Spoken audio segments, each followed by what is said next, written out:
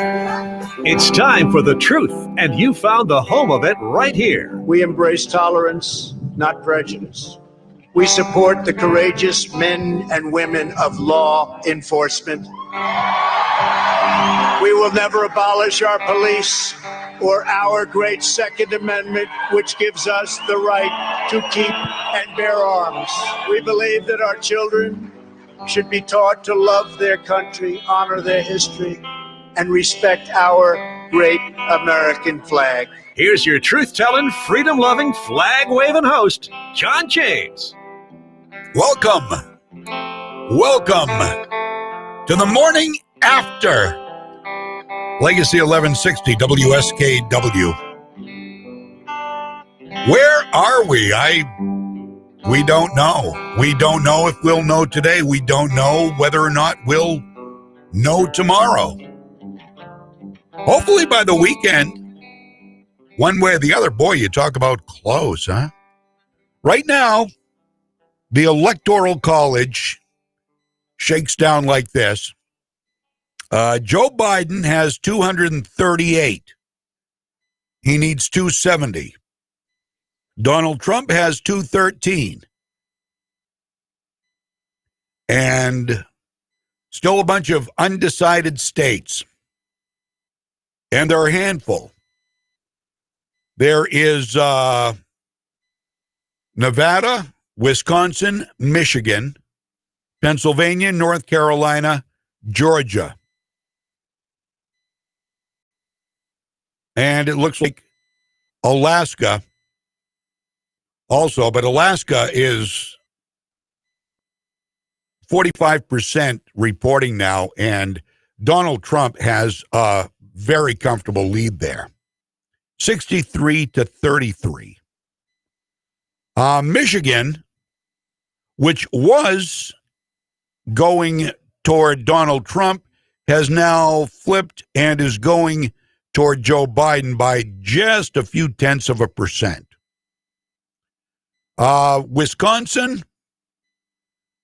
not much of a difference there, but Joe Biden leads there. 49.6% for Joe Biden, 48.9. So there's 7/10 of a point difference there. Pennsylvania, Donald Trump leads by over 10 percentage points, but they stopped counting in Philadelphia last night. That's going to be very telling. And North Carolina, very, very close. Donald Trump in the lead right now. Georgia, Donald Trump in the lead there.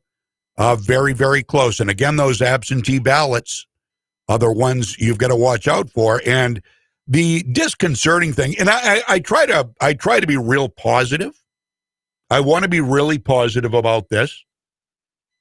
But more Democrats voted by mail than Republicans, presumably across the nation and in these states that are still up for grabs. So we'll just have to wait and see. We'll keep a close eye on it throughout the morning. The election results, Mike Violette did a great job this morning covering everything and getting his very tired guests who were on with us last night, late into the night. And they were also on TV. Many of them were on TV last night, working the election with Channel 6 and 2. And just going through the statewide elections in Maine, the statewide Senate, and both. Now, if I'm reading this right, if I'm reading this chart right, that we've got here for the entire state, and I'm not going to go through all of them. I mean, there are way too many. But it looks like incumbents had a good night, pretty much across the board. And the elections where candidates were either termed out or didn't run again, and there were two new faces, it looks like Democrats won most of those seats. There are some exceptions. Richard Bennett one in District 19. He's a Republican over Catherine Branch. But just about everywhere else, it looks like where two new faces were on the ballot, Democrats did pretty well. So we'll see how that shakes down. What's also going to be interesting in Maine is who is going to replace Sarah Gideon as Speaker of the House. Of course, right now it looks at this point, with not all of the ballots counted, like there will not be ranked choice voting in the Senate race between Susan Collins and Sarah Gideon. Susan Collins had just over 51% of the vote, just eking past that 50% mark. And if she holds that, there will be no ranked choice. If there is ranked choice, Susan Collins probably is still going to win it. I will give you the numbers on that here in a little while when I get to my national charts. But we'll keep a close eye on the presidential race. That's what everybody is talking about. That's what everybody is looking at and waiting for a decision on. And we'll bring that to you as soon as we have any updates whatsoever, watching that very, very closely. And the votes in these states, the lead has been changing a little bit, although there have been no additional electoral votes awarded for, I was up. I went to bed after midnight last night I was watching the news to see if there was any change, if there would be any change, and there was none. So I went to bed. I woke up a couple of times, first time at around 2 in the morning, 2:30, grabbed my phone by my bedside and went right to my source to find out what had changed. Nothing had. Woke up again at about 4:30 or 5, checked my phone, wondering what had changed. Nothing had. And looking at the electoral count now, still nothing has changed. So we're just going to have to be patient, I guess. Wait and see what happens. Is this going to be contested? I'm guessing it probably will be. In fact, there's little or no doubt about that. I think we can get ready for a fairly long process here, depending on the outcome of the rest of these states. I mean, it's a possibility now. I hate to think it, but it's a real possibility that, given the number of absentee and mail-in votes that are not counted, with the exception of Alaska, Joe Biden could clean up. Now, I hope not. A lot of our listeners hope not. And we'll just have to wait and see. Is our democracy in trouble? Well, ABC thinks so. ABC does. George Stephanopoulos and his mindless guests think that democracy could be in trouble. From Newsbusters, 3 liberal journalists eagerly entertaining the idea that if voters don't do as Democrats and young people want in electing Joe Biden through both the Electoral College and popular vote, the legitimacy of our Constitution and electoral process could be called into question. George Stephanopoulos went there early this morning at about 4:35, telling senior national correspondent Terry Moran that, quote, "The rules are the rules, and the rules of our election are that it's determined by the Electoral College, not the popular vote. But right now, Joe Biden is leading in the popular vote." Let's listen to the exchange between a couple of leftist hacks on ABC. For the sake of argument, if Donald Trump is to prevail tonight and then Democrats win 7 out of the last 8 popular votes, but don't hold the presidency for 16 of those years, what does that say about the country? And do you think the country will fully accept it? That, of course, is the question, George. You're absolutely right. I mean, that is the Constitution at work. The Constitution works on the basis of electoral college. There are a lot of complaints about it. Very difficult to change. We are a continental nation, and communities that are not in the population areas will want to be represented. But set aside the electoral college and talk about losing the presidency by winning the popular vote. It will call into question the legitimacy of the democracy for a lot of people. They'll just say, this is baloney. This doesn't work. We keep getting all the votes that in a normal majoritarian race you should win the presidency with. And this system, which dates from a slaveholding constitutional founding, doesn't work for us. It's very difficult to change, but I think it'll deepen cynicism, deepen distrust. It is what it is. It is how the system works.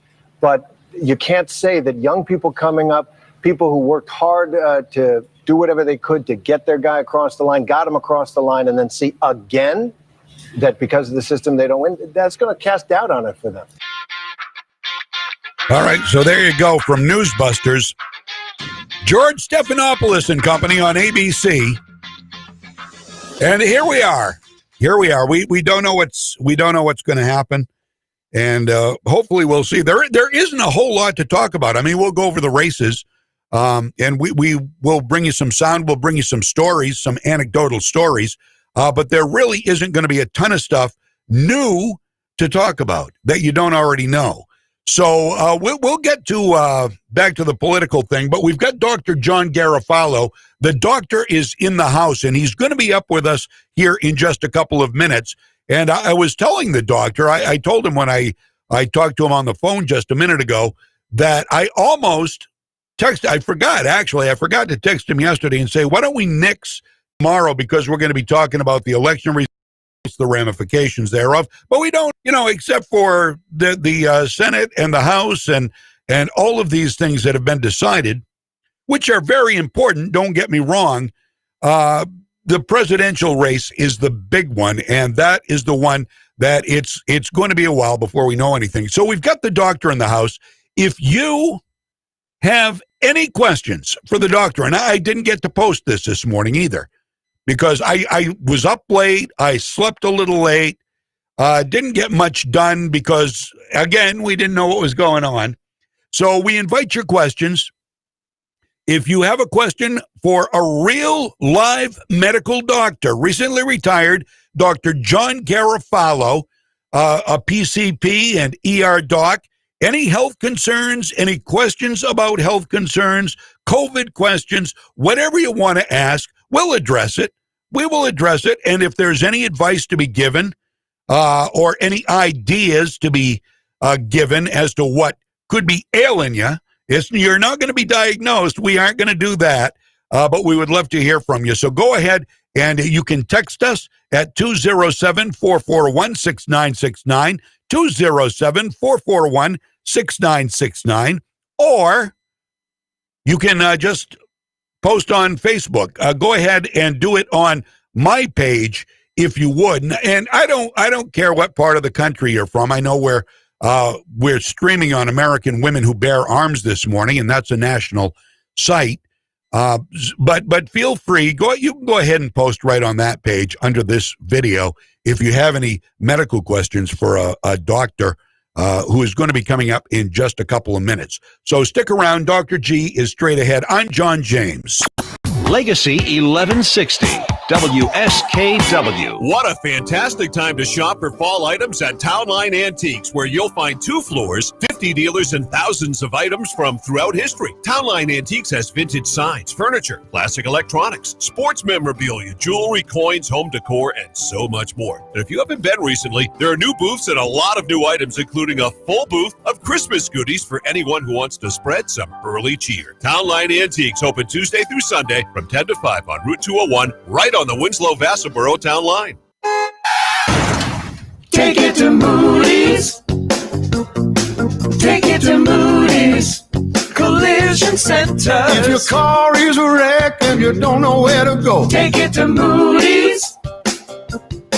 You want to get on with your life, get on with the show, take it to Moody's. Good people you can trust, and it won't be a fuss. Take it to Moody's Collision Centers. MOODY. Your kid was talking on the cell phone, drove right through your own home, sitting in the parking lot. Maybe you get hit a lot, driving through the green light. Suddenly your side swipe, put it in reverse, but it turned out that it was first. Take it to Moody's. Take it to Moody's Collision Centers. I'm CBS 13 meteorologist Lexi O'Connor. Partly sunny this morning with a slight chance for a light snow shower or some flurries. Temperatures start out in the 20s and low 30s this morning. We'll see a mix of sun and clouds today with highs in the mid-40s. We warm up starting tomorrow. Highs will be in the low 60s with mostly sunny skies. We say sunny, dry, and mild through the end of the week and weekend.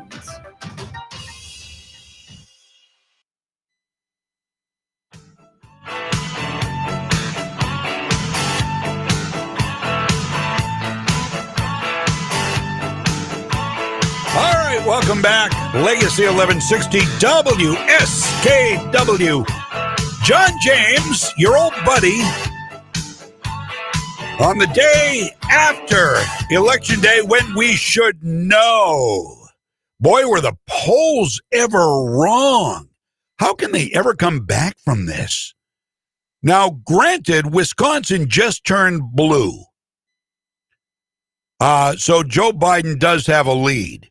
So we'll see how this plays out, but the polls had Joe Biden leading Donald Trump leading up to this by 17 points.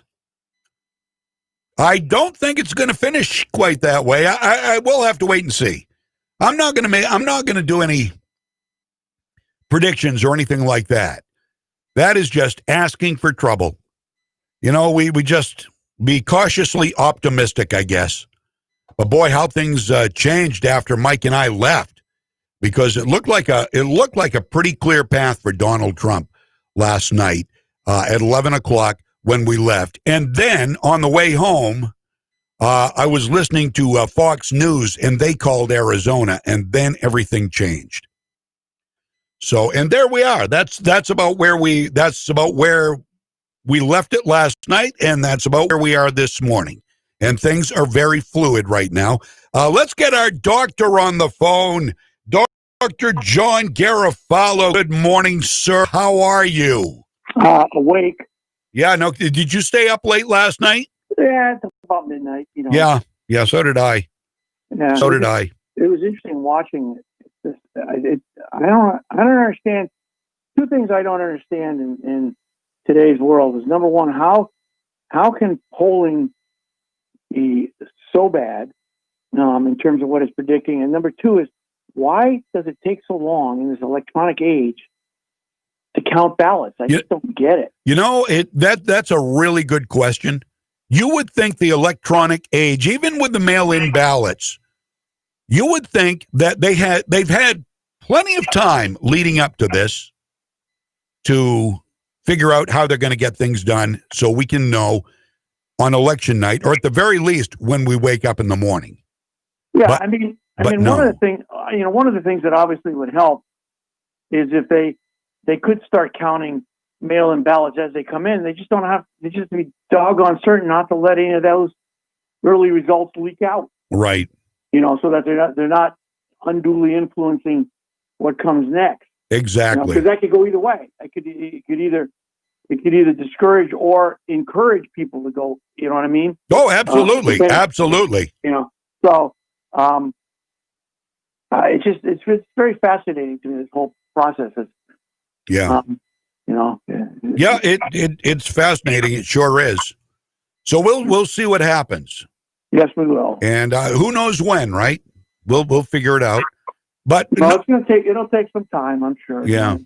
The main thing is we have to try to stop, take a deep breath, and not let the stress get to us while we're waiting to find out what the results are. Oh, that's right. I mean, it can be debilitating.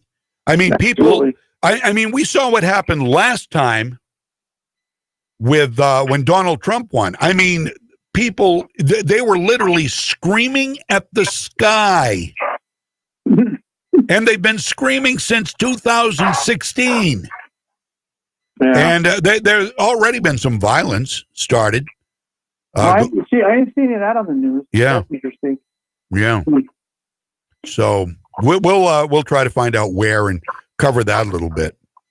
Yeah, I just think what we all need to do right now is just take a deep breath, relax, and let's wait and see what we're gonna. I agree. I agree. I on this counting of the ballots after the fact, and this delay, I again, I'm going to be a conspiracy theorist. I worry the most sinister. I have the most sinister thoughts, but I don't know. Time will tell. Well, I think this is going to be contested. I really do. No matter what happens, I think it's going to be contested. But anyway, people still have health problems regardless of who wins the election. Some may have mental health problems after a decision is made to go along with it. But if you have any questions, by all means, get them in, text them, or go ahead and post on Facebook. I've got to get over to my other pages here so I can see what's coming in real time. COVID. Why are you doing that? I just, the COVID thing, I think we need to be very careful. We're at a point where if we don't watch what we're doing, we could really tip things in a very negative way. Yeah. And I think the things we're doing to try to make sure we slow things down again is very important. Just from a public health standpoint. From an economic standpoint, I don't know. It's so hard. It's very hard. It's very hard. I go to the restaurant and the bars. The bars had again stocked up. And beer is beer. You get all this beer, and it's perishable. And boom, the hammer drops a day or 2 days before November 2nd, when they were supposed to be able to open the bars and the tasting rooms. Yeah. So this is, I don't know, you might call it a no-win situation. I don't know. It's not good. It's certainly horrible. No, it's distressing. We just don't want to see, that number of deaths is, not racing up, but it's slowly creeping up. And I think if we don't do what we need to do, we will find an exploding number there. We certainly don't want to see that. No, we don't. I don't know. I don't know what the answer is, but I don't like the edicts. You know that. I've told you that many times. I do not like being told what to do by the government. But I'm this morning, I'm too tired to get too passionate and I don't think we're. I don't know. My friend is doing very poorly. Is he still? I was going to ask you about him. No, he's doing very poorly. Wow. He's got a lot of bad things going on. Is he in critical care? Oh yeah, and he's very tenuous. Oh boy, I'm sorry. I'm sorry to hear that. Yeah, and what I don't want to see is I don't want to see a lot of people saying, "Oh my gosh, my friends are getting sick." Well, my nephew, my young nephew, is 20. Oh gosh, I don't know, 22, 23 years old.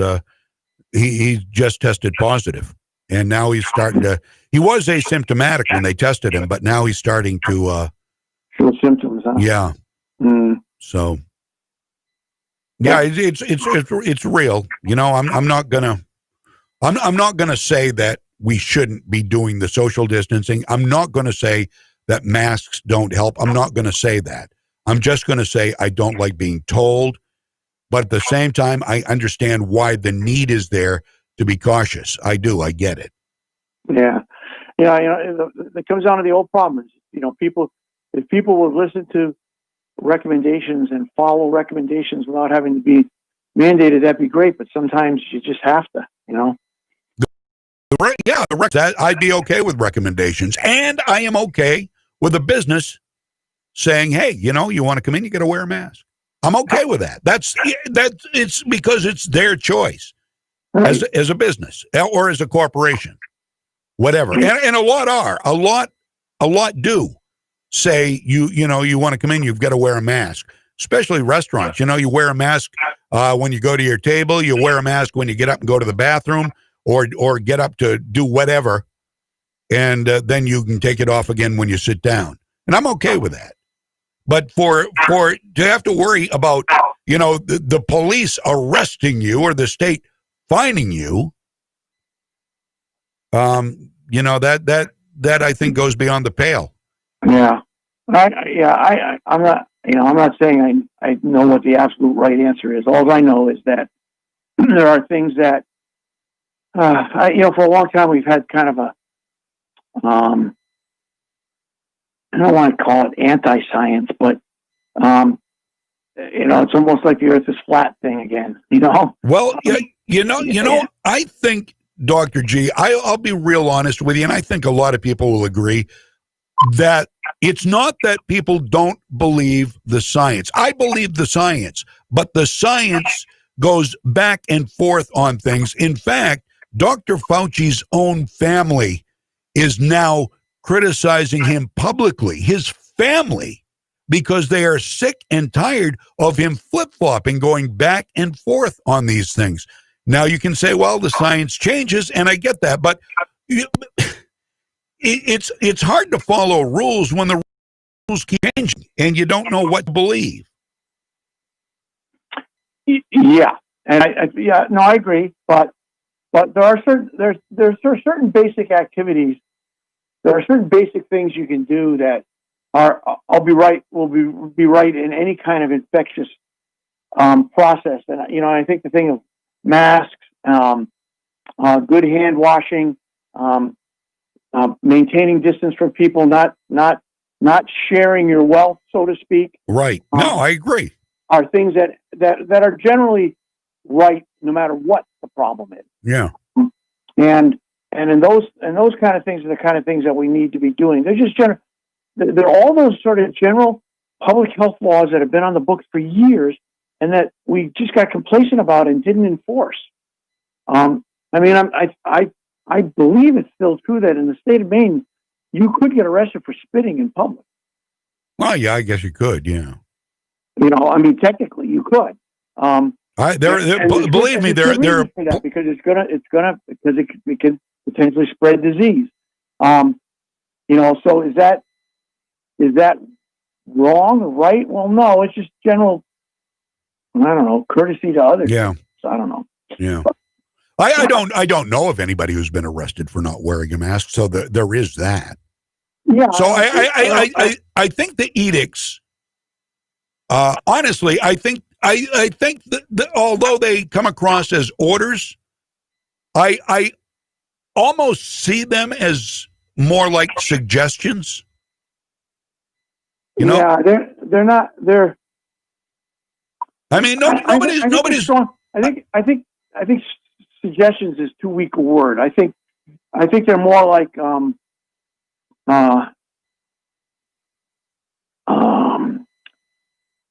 codes of conduct is more what I would look at them as.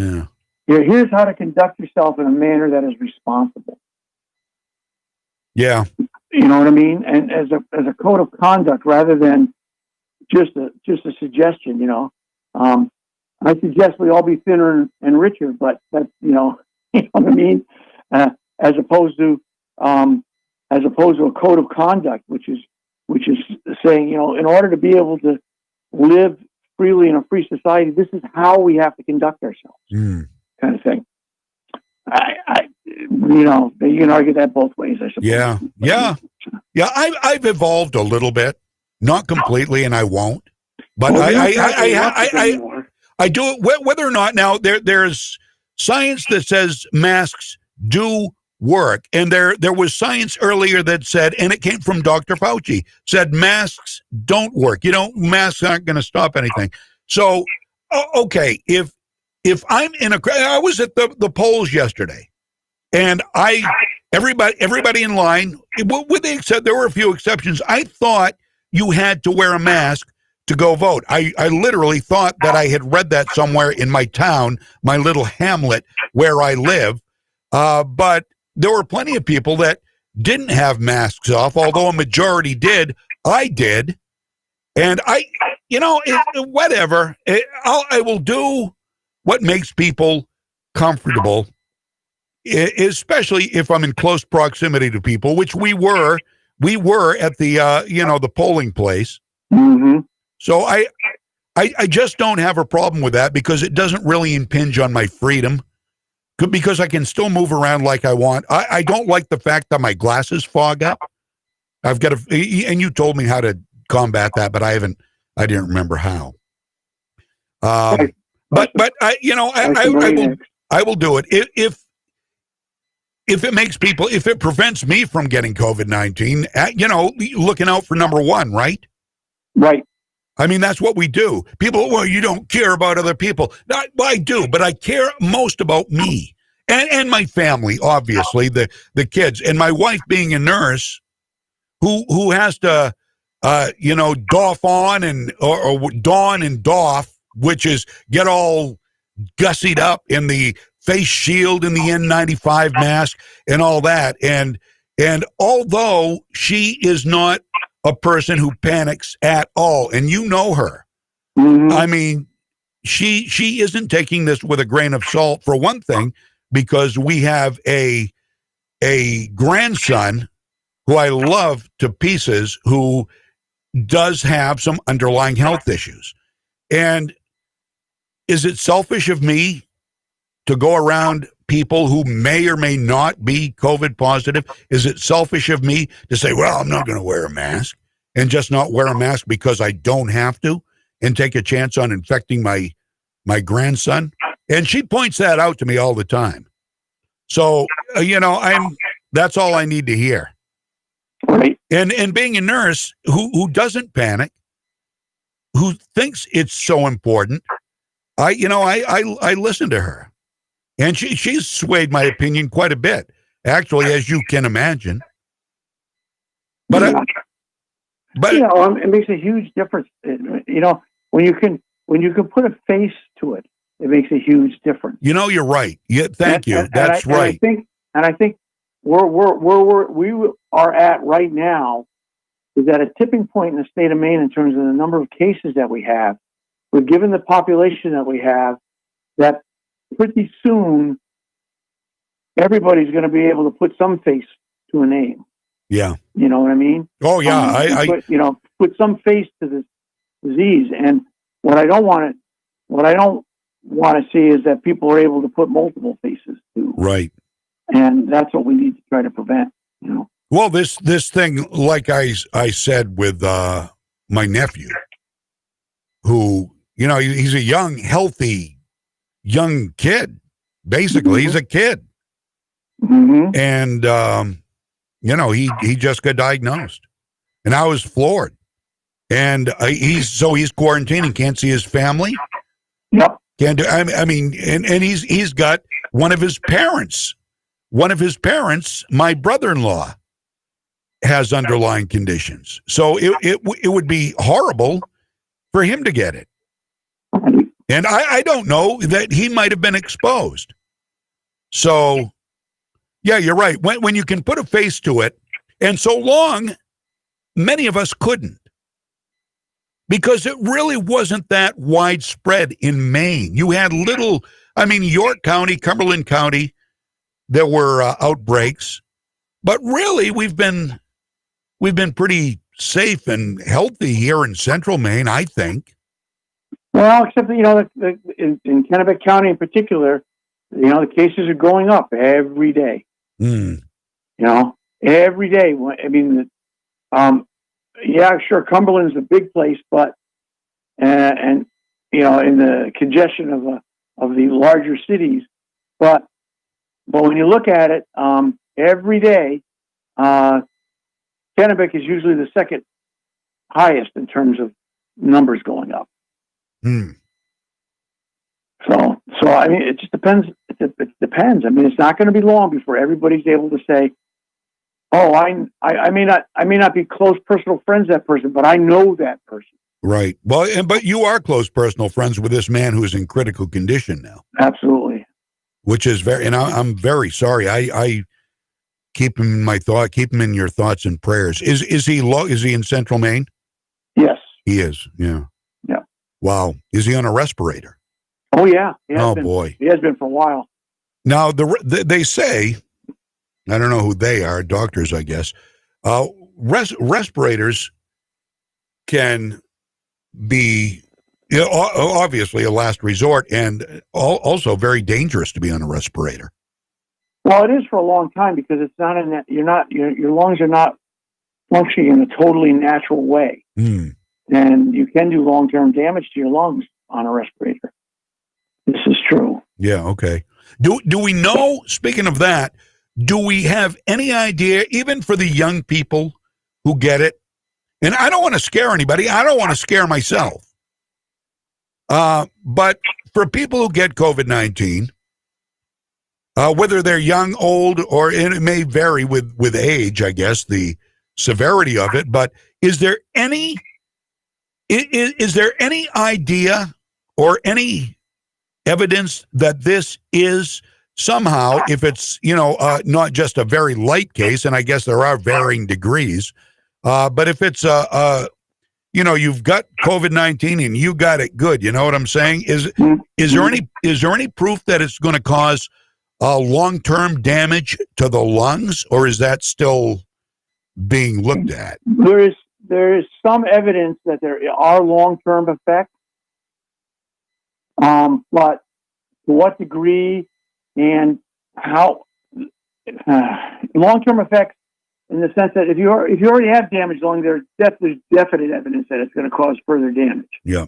That will have long-term consequences. If you don't have if you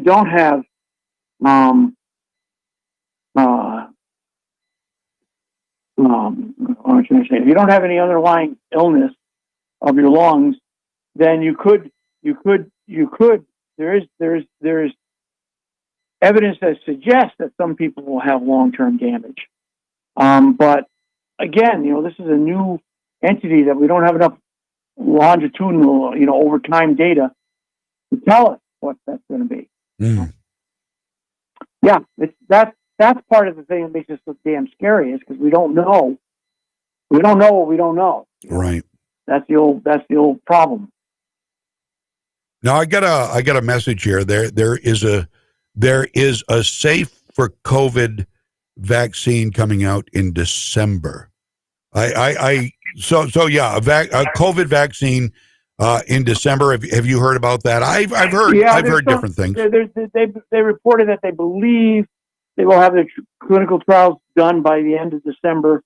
Sometimes somewhere around Christmas time, there may be an announcement that this vaccine has completed trials, and it will be available. But again, then the next problem is the logistics of getting it out, manufacturing it, having enough people get it to really have it start to be something that would be effective.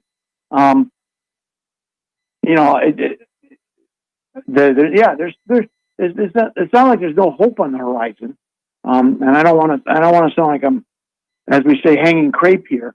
Right. But we're not. I mean, it's not like we're totally helpless here. But on the other hand, we're not. We're a long way from out of the woods. Yeah, and it's going to be a while. So once the vaccine is released, the trials have been done, and people can get the vaccine if they want to. This isn't. I don't think. Have you heard talk about it being mandatory? Again, I don't know if it'll be mandatory or not. I haven't heard word one way or the other.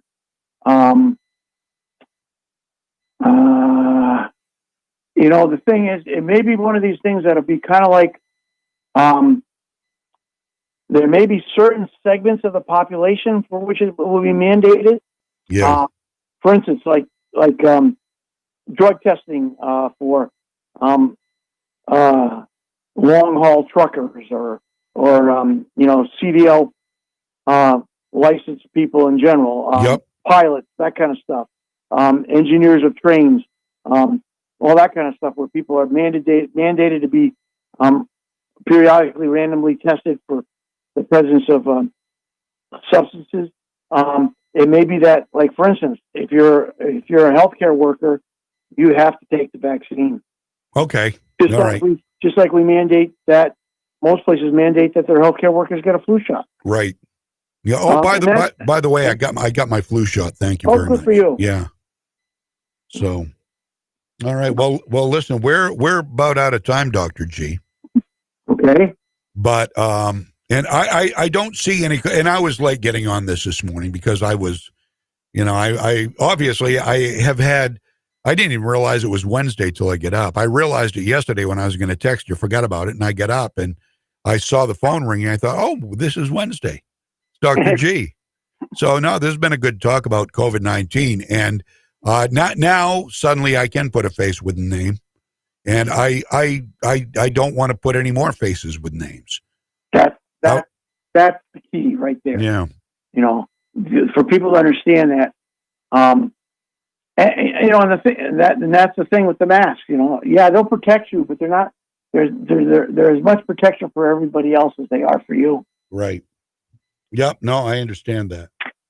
And you don't want to be the person who puts a face by giving them the disease. No. Oh, absolutely not. Absolutely not. I hate to be the person that they're coming to start contact tracing with. Yeah. No, I hear you. Well, I appreciate your time, Dr. G.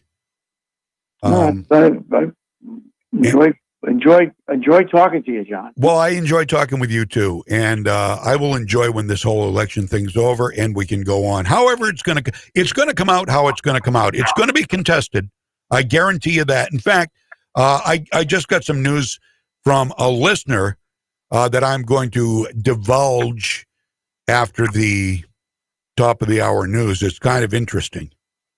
So you might want to stay tuned for that. And Dr. G, I wish you and your family the best. I wish the best for your friend. I'm so sorry to hear he's doing so poorly. Yeah, he's doing very poorly. And yeah, thank you for your concern. And let's not have everybody else have to start worrying about things too. Yeah. Yes, sir.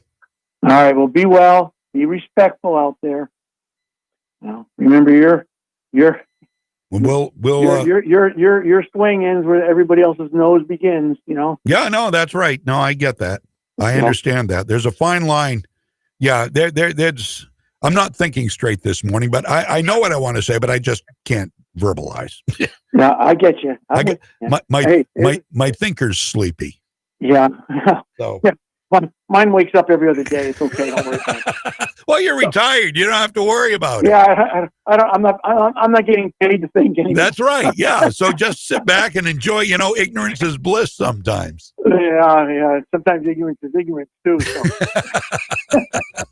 All right, buddy. You have a great day. All right. You take care. Bye, Dr. G. Take care. Bye-bye. Take it to Moody's.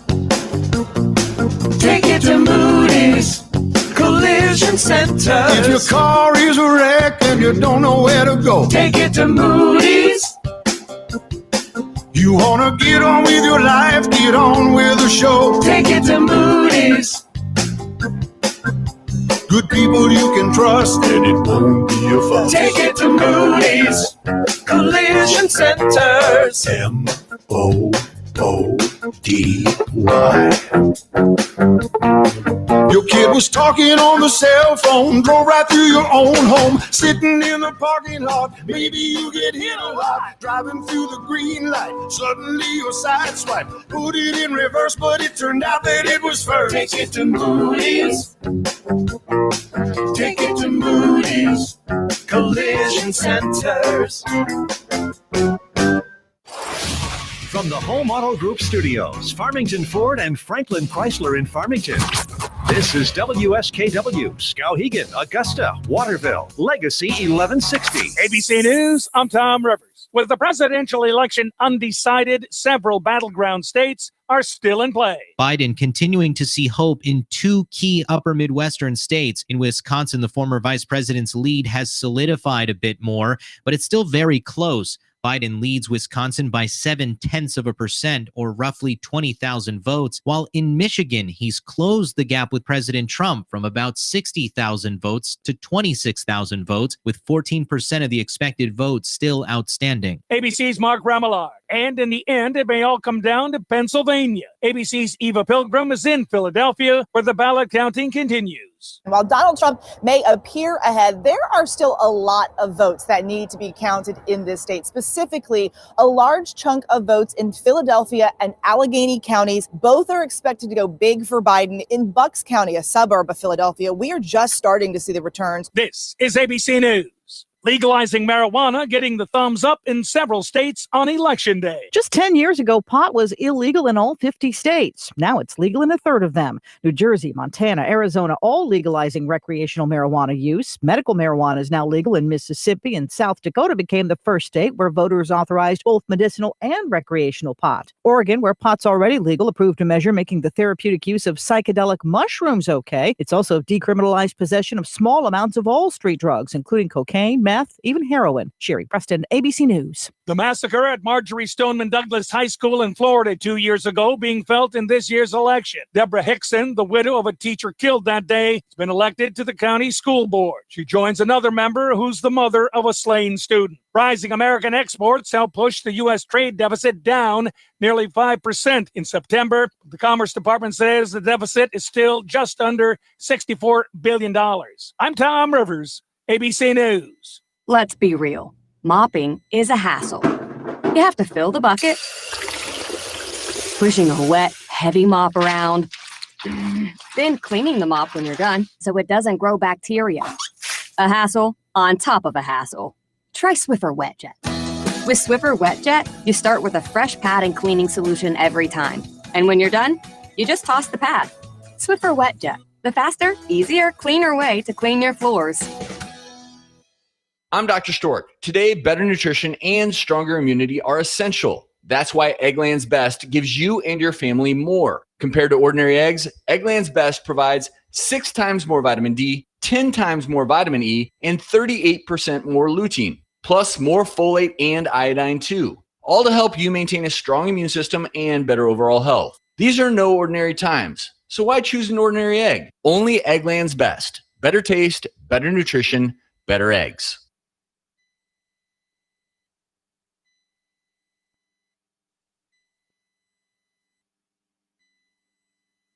WSKW, Legacy 1160.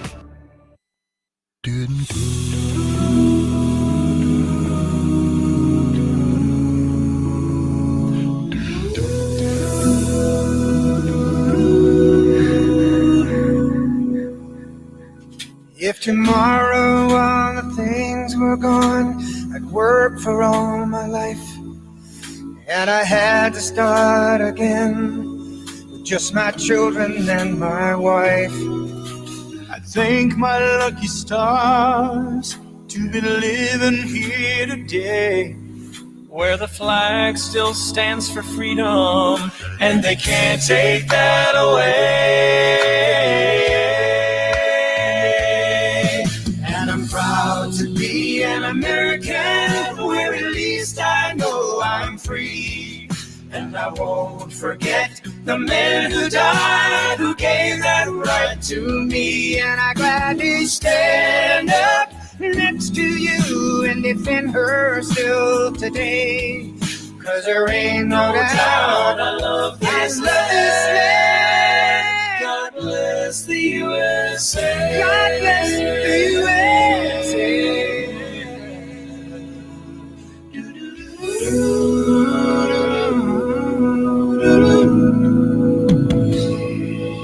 From the lakes of Minnesota to the hills of Tennessee, across the plains of Texas, oh, from sea to shining sea. From Detroit down to Houston, and New York to LA, where there's pride in every American heart, and it's time we stand and say, oh, and I'm proud to be an American, where at least I know I'm free. And won't forget the men who died, who gave that right to me. And I'd rather stand up next to you and defend her still today. 'Cause there ain't no doubt I love this land. God bless the USA.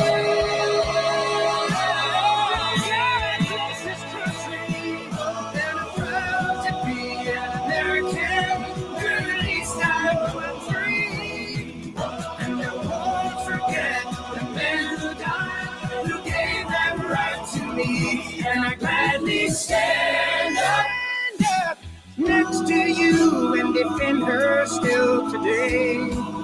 'Cause there ain't no doubt I love this land. God bless, please bless you.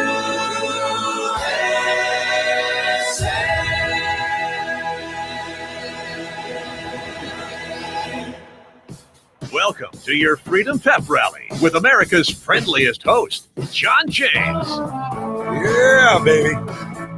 Welcome back. Welcome back to the show.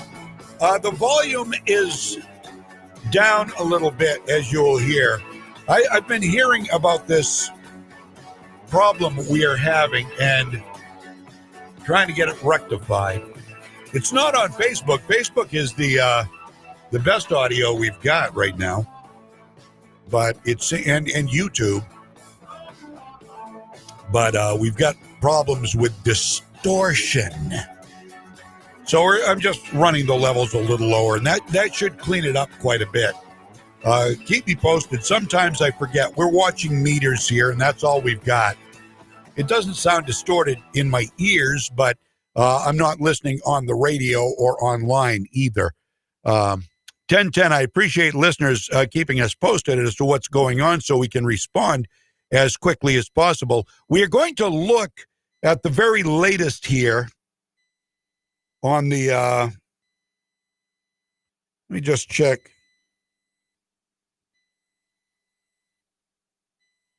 Oh, the feed is not working at the WSKW site, I hear now. Huh. Oh, you're talking about the video feed?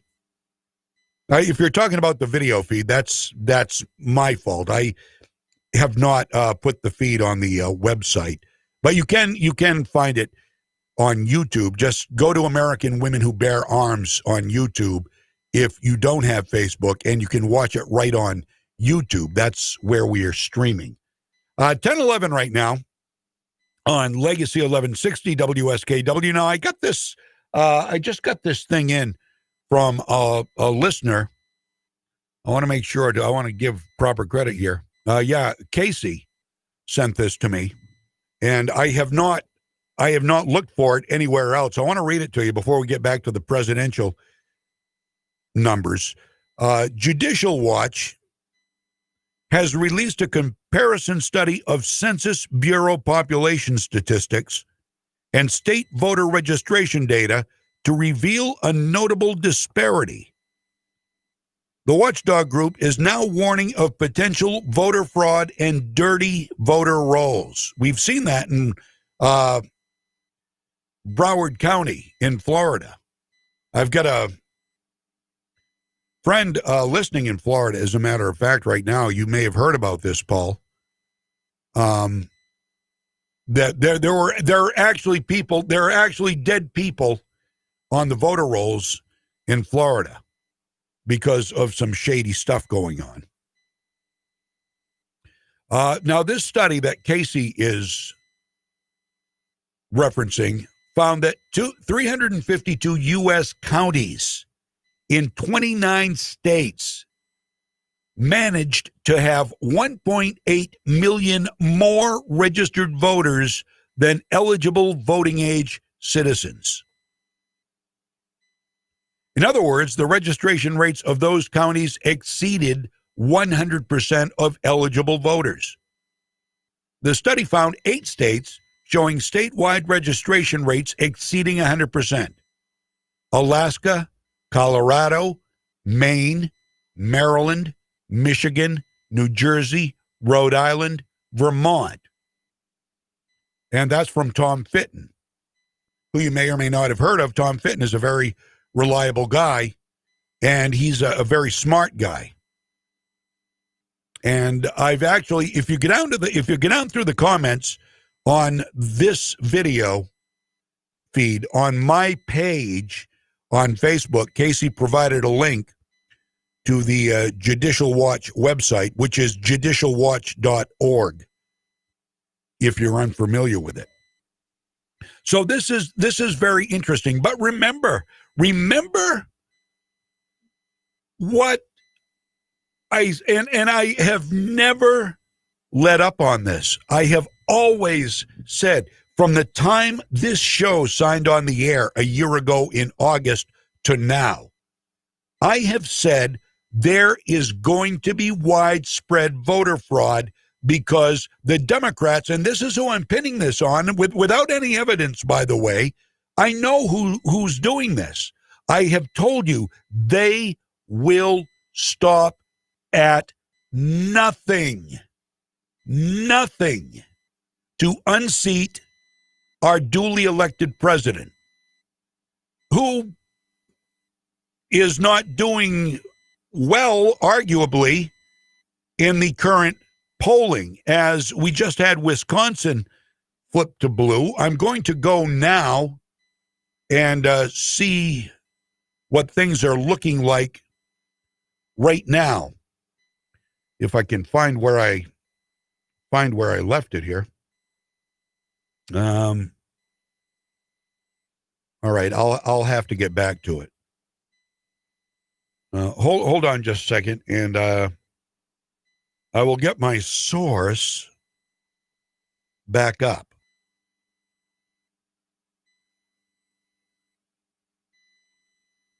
I can't type and talk. And I'm sure I'm not alone. Okay. So we're still where we were. I mean, as far as numbers go, nothing has changed. 238, Biden, 213 for Trump. Michigan is so very close. Donald Trump trailing by 0.3 of a percentage point. Wisconsin, very close. Nothing has changed there. Still 0.7 of a. What is going on? What is going on here with these states? Do you, like me, believe there is something sinister afoot? I'm sorry to sound like a conspiracy theorist, but I've been saying this for a year. They will stop at nothing to get rid of Donald Trump. This is going to be a contested election. One way or the other, it's going to be a contested election. If Joe Biden wins, it's definitely going to be a contested election.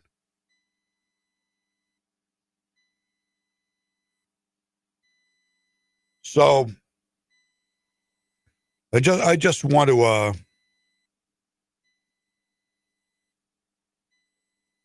okay. We just got an update from my lovely wife,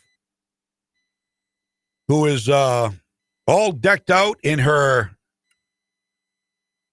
I don't know. It's almost like being in a Michelin Man suit, I think. I haven't seen her all dolled up with her shield and N95 and the gown and all that, but they're doing that for safety now. I imagine just about everywhere. So anyway, back to the election. So I've been telling you for over a year that this, and this is before we knew about COVID-19. This mail-in voting has just exacerbated the problem because of supposedly COVID-19. Everybody could have gone out and voted. They didn't need to have mandatory mail-in voting in some states. Everybody could go out and vote. And that's the way it should be done, I think. With the exception of absentee voting. If you can't get to the polls and want to vote, you send in, you get your ballot, and there's a paper trail. We have seen fraud in Minnesota. We have seen fraud. And by the way, Ilhan Omar won her election. Ilhan Omar's campaign staff was buying votes for their candidate. That is being investigated now by the Minneapolis police.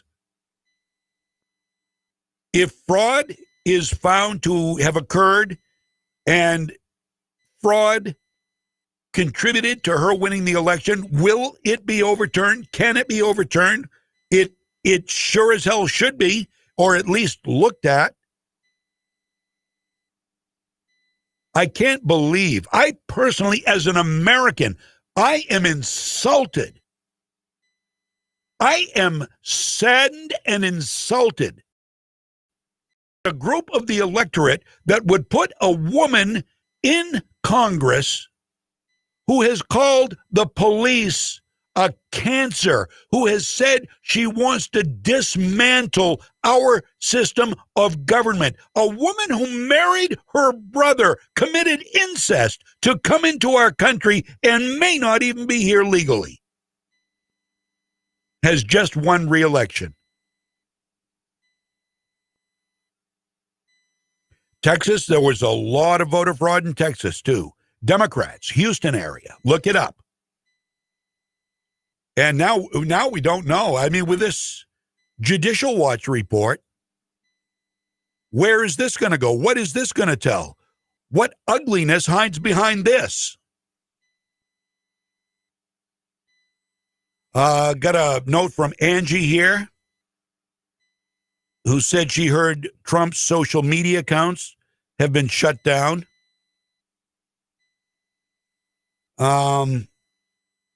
Eleni, who is also from Florida, said she heard about the fraud. She says, I am appalled. We're a red state, and the fact that people tried to change that is BS. Amen.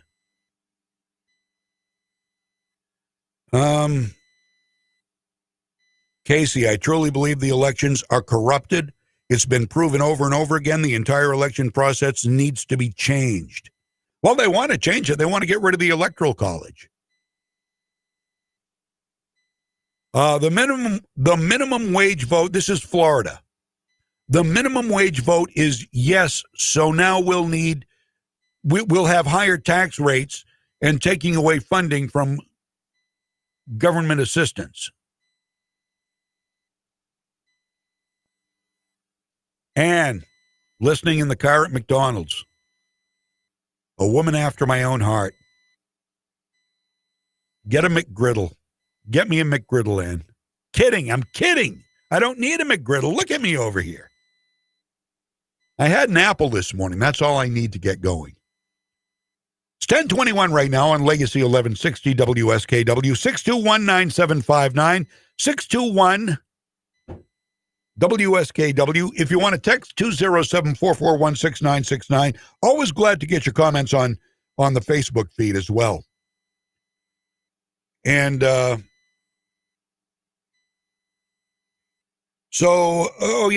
Mikkel points something out here. So if Trump does not win outright, he must tie, then goes to the House. I hope it's decided before Inauguration Day. I wouldn't put anything past him. Oh, man. Can you imagine President Nancy Pelosi? You remember Joy Reid? Joy Reid gushing. Joy Reid gushing over. Oh, I love President Nancy Pelosi. I love how that sounds. Well, Joy, I hate how you sound, and I hate what you say. You're a mook. 10:23 on Legacy 1160. Got to take a quick break here. We'll be back. If you have anything you want to throw into the mix here, by all means, text, post, call. Love to talk with you. We've got a lot of stuff we can talk about, but I'd love to have some interaction going here if you'd like to take part. WSKW, Central Maine's Heritage Station. What a fantastic time to shop for fall items at Townline Antiques, where you'll find 2 floors, 50 dealers, and thousands of items from throughout history. Townline Antiques carries vintage signs, furniture, classic electronics, sports memorabilia, jewelry, coins, home decor, and so much more. If you haven't been recently, there are new booths and lots of new items, including a full booth of Christmas goodies for anyone who wants to spread some early cheer. Townline Antiques, open Tuesday through Sunday from 10 to 5. Route 201, right on the Winslow-Vassaboro Town Line. Hi, this is Jeff from K-Tronics, your local Wilson Electronics, WeBoost, and Dish TV product experts for over 23 years. From cell phone signal boosters for your camp, home, work, or vehicle, to Dish TV starting at only $59.99 per month for over 120 channels, including local channels. Now introducing smart home products to keep you connected and informed no matter where you are. Call 207-696-3200 or come see us at 57 Main Street in Madison. Take it to Moody's. Take it to Moody's Collision Center. If your car is a wreck and you don't know where to go, take it to Moody's. You wanna get on with your life, get on with the show, take it to Moody's. Good people you can trust and it won't be a fuss. Take it to Moody's Collision Centers. M-O-O-D-Y. Your kid was talking on the cell phone, drove right through your own home, sitting in the parking lot. Maybe you get hit a lot, driving through the green light. Suddenly your side swipe, put it in reverse, but it turned out that it was first. Take it to Moody's. Take it to Moody's Collision Centers.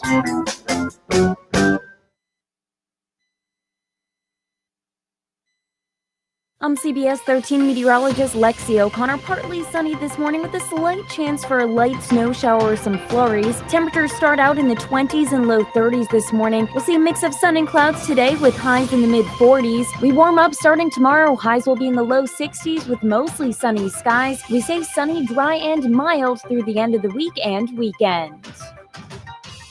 Your pep rally for freedom is back. Powered by the Gun Shop in Augusta on Coney Circle. Now, here's John James. Welcome back. Welcome back. 621-975-9207441-6969. I'm John James, and I think we ought to have a little lesson. A little lesson for the boys and girls listening to the show this morning. And I think who better to get a lesson about our Democratic Republic from than America's favorite purple dinosaur. Now, I know what you're thinking. You're thinking, well, this is becoming very sophomoric, very juvenile. But sometimes you need to hear it explained in a way that everyone can relate to. Layman's terms, in other words. So here's our big purple friend to tell us what this is all about. Hi, kids. The world is a big, scary place, and I'm going to help you make sense of it all. Let's learn about democracy. The government of our country is a republic democracy. That means all the states cast their votes all day, but they will be thrown away if the Electoral College disagrees. Yup, the grown-ups go vote, and no matter who wins, there's a small number of people in each state who can vote for whomever they like. But that's not even the worst part. If you tell your neighbors who you voted for, they may run away while slamming the front door. Because politics inciting all this inter-country fighting, so watch out or you'll be sent to civil war. Get your rifles and horses ready, kids. You could soon hear the call of duty in real life. Oh, man. Barney loves you. Barney loves you. Hey, I mean, how long is Barney not right? I mean, how long have we been talking? And I hate even saying the words civil war. What? Oh, I love this. Somebody asked me, what is a mook? Okay, a mook is a stupid person. I love the word. I think this should be your new favorite word. It's become my favorite word. Here it is. The pronunciation. Mook. Okay, there it is. One more time. Mook. I love saying the word. Mook. A stupid or incompetent person is a mook. So there you go. And I hope every MOOK, by the way, is how you spell it. So there you go. That's what a mook is. So, and I use that word often, probably more than I should. Maybe not. I just love it. It's short, it's sweet, and it really says a lot. It doesn't sound as rude as saying somebody's stupid. Saying they're a mook sounds polite, but it really isn't. It's really a slam. It's I can picture myself saying to somebody, "You're a mook," and then, "Well, thank you very much. You're welcome." Saying that to some of my far left friends who may or may not know what the word means. I guess that would be taking a chance, but I like living dangerously. 1029 here on Legacy 1160 WSKW. And for some reason, I keep losing my hold on. I keep losing my presidential election source. And I'm not sure why that is. Okay, here's where we are. Have we changed at all? Well, I think you can probably guess what the answer to that is, can't you? All right. Oh man, hold on just a second here. Okay, this is frustrating me to no end. I think we're probably still about the same. This is very interesting, this Judicial Watch thing, looking at potential voter fraud,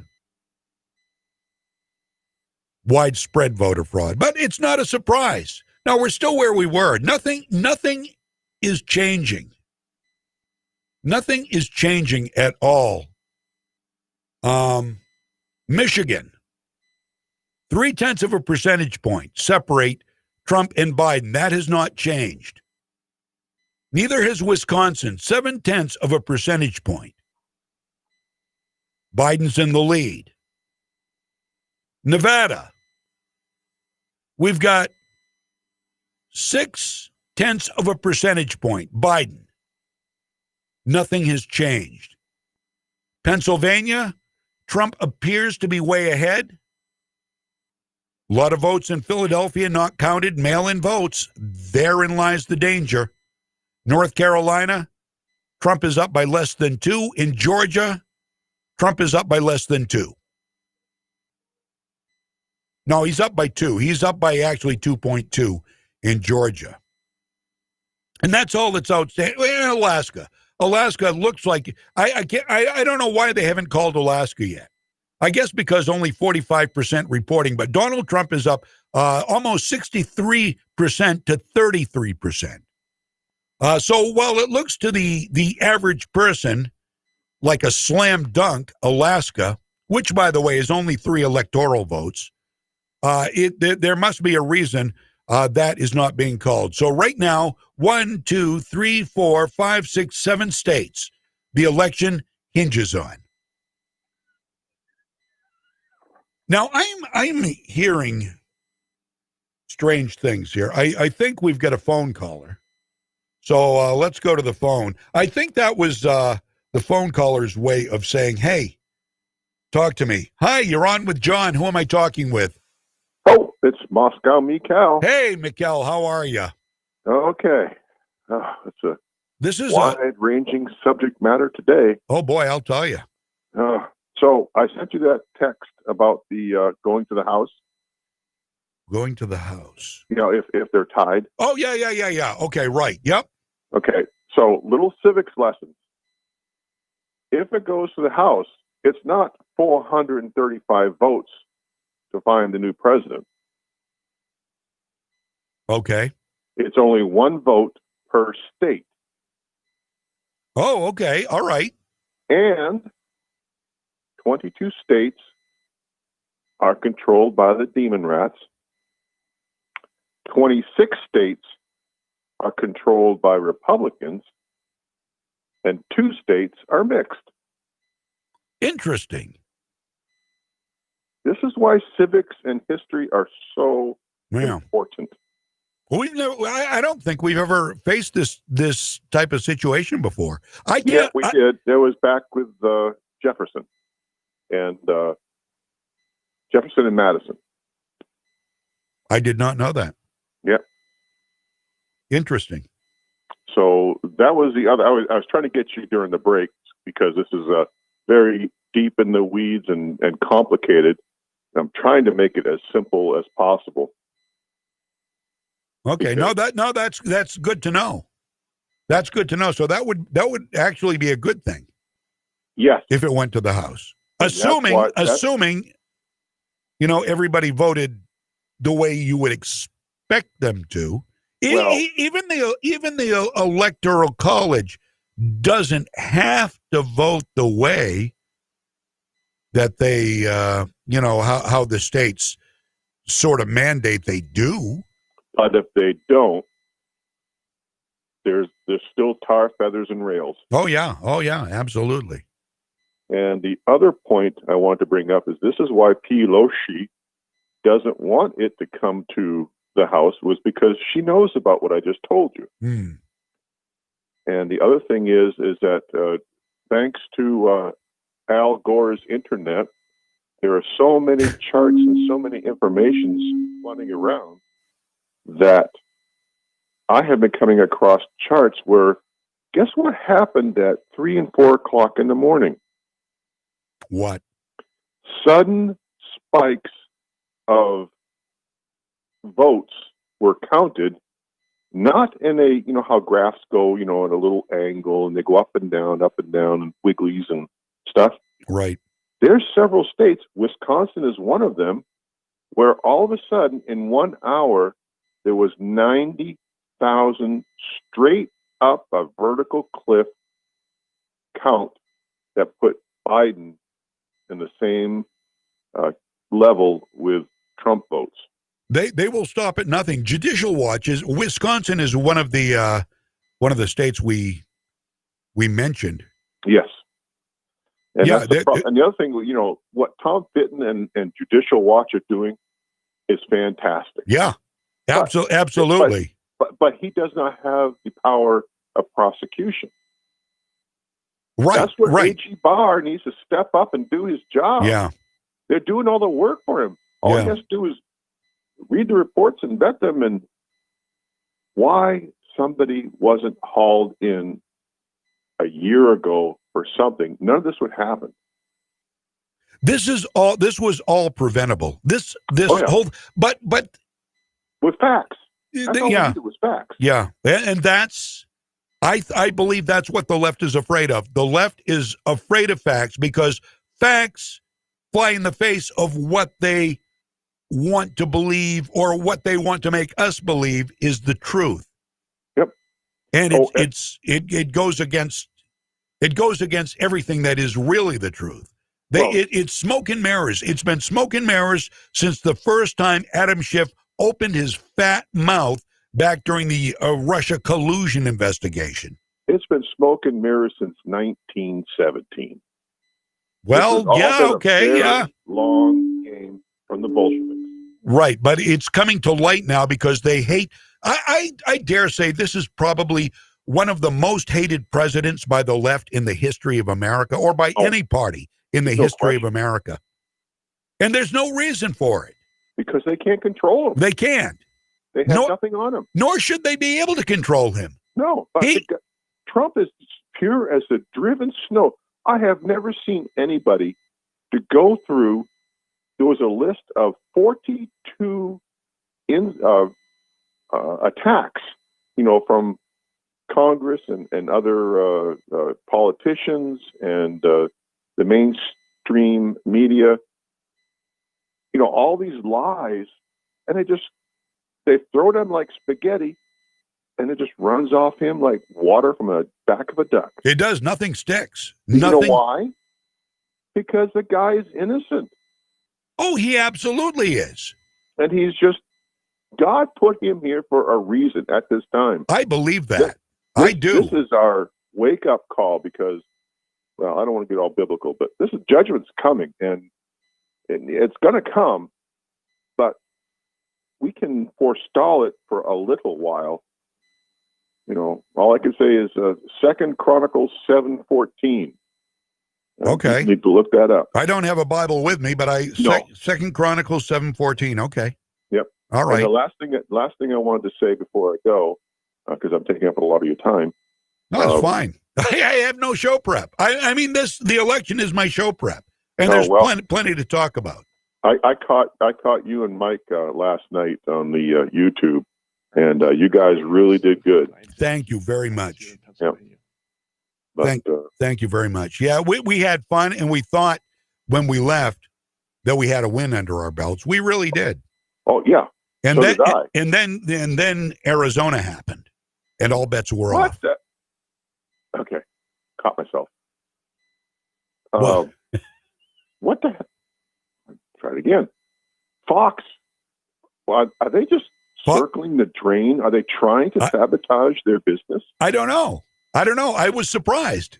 Fox News, they were the first ones to declare Arizona went to Biden. Yeah. At 10%.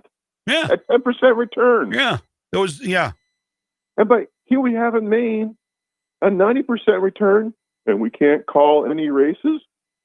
They still haven't called Susan Collins. I don't think. Maybe they have by now. I've got to go back to well, not officially, but they have. There have been other, so far from my limited access. Yeah. There have been people saying, "Yep, it's in the back," because she's up like, was it? She had 51-something%, so she was over the threshold for ranked choice. Low 40s. Yeah. I mean, it's just like you cannot recover from that at 90% reporting. No, and I couldn't be happier about that. Oh, I swear.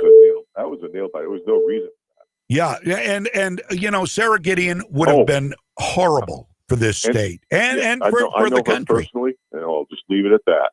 Oh, you do know her personally. I didn't know that. I lived in Freeport for a number of years. Oh, That's why I got out, because I had dealings with her. Yeah. Okay. But what was I saying? Oh, 2nd District. Now, you cannot. I think I've gone up and down all these roads. There's like maybe 6 Biden signs. Yeah, I know. They're Trump everywhere. They're just weeds. They're growing like dandelions. Yeah. Well, if you go north, Bangor north to northern Maine, you will see nary a Biden sign anywhere. Right. Anywhere. But the point I'm making is, how can a district so into Trump be so disparaged about Dale Crafts? Yeah. That does not make sense. I thought Dale Crafts was doing pretty well. I was kind of optimistic. He was the shoe-in. Everybody I talked to, everywhere I went, he was drafting on Trump. And this does not make. This is a Wisconsin event. Well, Maine is one of the states that Tom Fitton is looking at. Yep. So I think the other shoe is going to drop eventually here. I hope. I know, but the problem is, why are we not having prosecutions for all these political crimes? Because if we don't prosecute, guess what happens? It just keeps picking up to the next level. It's called enabling. And that is so very evident through these last 4 years. Who is the one who literally could have been charged with a crime more than once? And even now, Joe Biden. Yeah. Joe Biden with Hillary Clinton, Russian collusion. Joe Biden, the Ukraine. Joe Biden, China. Oh. Nobody touches him. The mainstream media will not even. The mainstream media, Mikkel, the main NBC, CBS, ABC, MSNBC, CNN, none of them, zero asked for a copy of the hard drive or its contents on Hunter's computer. None of them. Isn't that interesting? Isn't it? So this was the other point that I want to let me go. Okay, you remember the one where he's on the stage saying, fire the guy, and I'll be leaving 6 hours. So you don't get alone. Okay. Yeah. That was the first damning one. Yeah, absolutely. The second damning one, which is hardly hard to find. I had to download it onto my computer just so I could save it. He is 2 weeks ago. He was having one of his teleprompter malfunction hearings, meetings. Oh yeah, he has those every other day. Yep. And he says, I can't quote it. I'll just give you the idea that he and Barack Obama created the most inclusive and extensive fraudulent voter system in our history. He used the word fraudulent? He did. Really? Oh, yeah. I'll dig it up and I'll send it to you. I have not seen that. No, I know. It's buried. Well, that's why I had to download it. That's why I had to download it, because I know Jack is going to strip it off and Google. I mean, last night when I was trying to watch the different maps and the different networks. Yeah. I kept having. Well, I know there was heavy traffic, so I'm sure that was part of it. Right. But Twitter removed their search bar for several hours. Really? Yep. Really? Could not search. Huh. So I had to go back out of Twitter, go into my DuckDuckGo, bring up the bookmark. Wow. That's why I use Twitter, because they're so fast. I could toggle back and forth without having to, shut down and go to another application, because all I got up here is a cell phone data plan, and yeah, Well, you're able to do some pretty good research even with that. Another thing, Joe Biden said, it was just last week, I believe, when he was up there with his shades and his ball cap, elbow bumping Obama. Do you remember that? Which time? Well, you're gonna have to give me a little bit more info. Well, I don't know where they were. I think they had to have been in Pennsylvania or Delaware, because those are the only places Biden goes.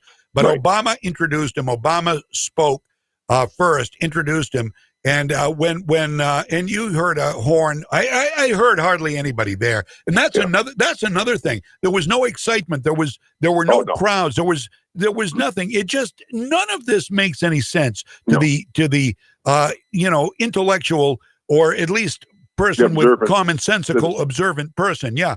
But he said during the Obama years, there was not one, and you know how Biden repeats himself, not one scandal during 8 years. Excuse me. Have you seen the list of 42? Oh, they're scandals? Unbelievable. They had the Veterans Affairs problem. They had the Benghazi. Fast and Furious. Hacking, Fast and Furious. The Steele dossier. Brennan going into the Congress computers. Yep. No scandals. No scandals. I thought, how ignorant does he think the people he's speaking with are? But apparently pretty ignorant. Right, because we have allowed this to go on for 50 years. Yeah. And the mainstream media is complicit, and I think very responsible for what is going on in our country right now. And they should be brought to justice in some way. I don't know how you do that, but to call yourself news, I think there should be some kind of law. If you are going to present a biased point of view 24/7, you are not allowed to call yourself news without a parenthetical editorial comment prevalent on this news station or whatever. Something to differentiate them from real objective news, which I don't know if it even exists anymore. Well, it doesn't as far as the commercial mainstream media, like you said, because they have all been bought and paid for by the Communist Party, the Soros, the Steyrs. We can go down a list of all these billionaires that all they want is power unto themselves. Yeah. And the problem is they don't realize. You look at history every single time, all the way from the French Revolution through the Bolsheviks in Russia, through Mao and China, every time these wealthy people think they're going to solidify their power base because they've got money, as soon as the people who know how to work that political system get in, guess who's the first people lined up on the firing wall? Yeah. It ain't the peasant. Right. They just starve the peasants to death. Yeah. But as far as, because they recognize the threat, the power, money, and so what they do.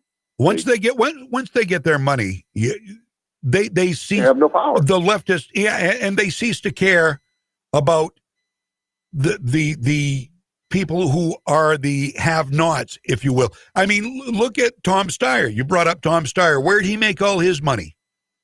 Oil. Oh, yeah. He made all his money in the fossil fuels. Fossil fuels. And now, Green New Deal all the way. He doesn't have to worry. He's got all the money he needs. He doesn't have to.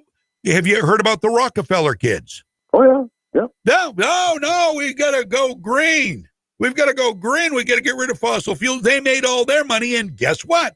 Fossil fuels. Yeah, and Rockefeller, he bought up Acadia because he didn't want the normal people from locals coming out there and using their lobster boats and fishing off the island anymore. Unbelievable. Did you know that? I did not know that. Rockefeller from New York, back in the turn of the century, he and all his New York and Connecticut people built their summer cottages, which they're mansions, but they called them summer cottages because there was no air conditioning. So they would come up to the coast of Maine because we have that cool Atlantic breeze. And they got a little irritated because the natives were still coming out there and fishing off of the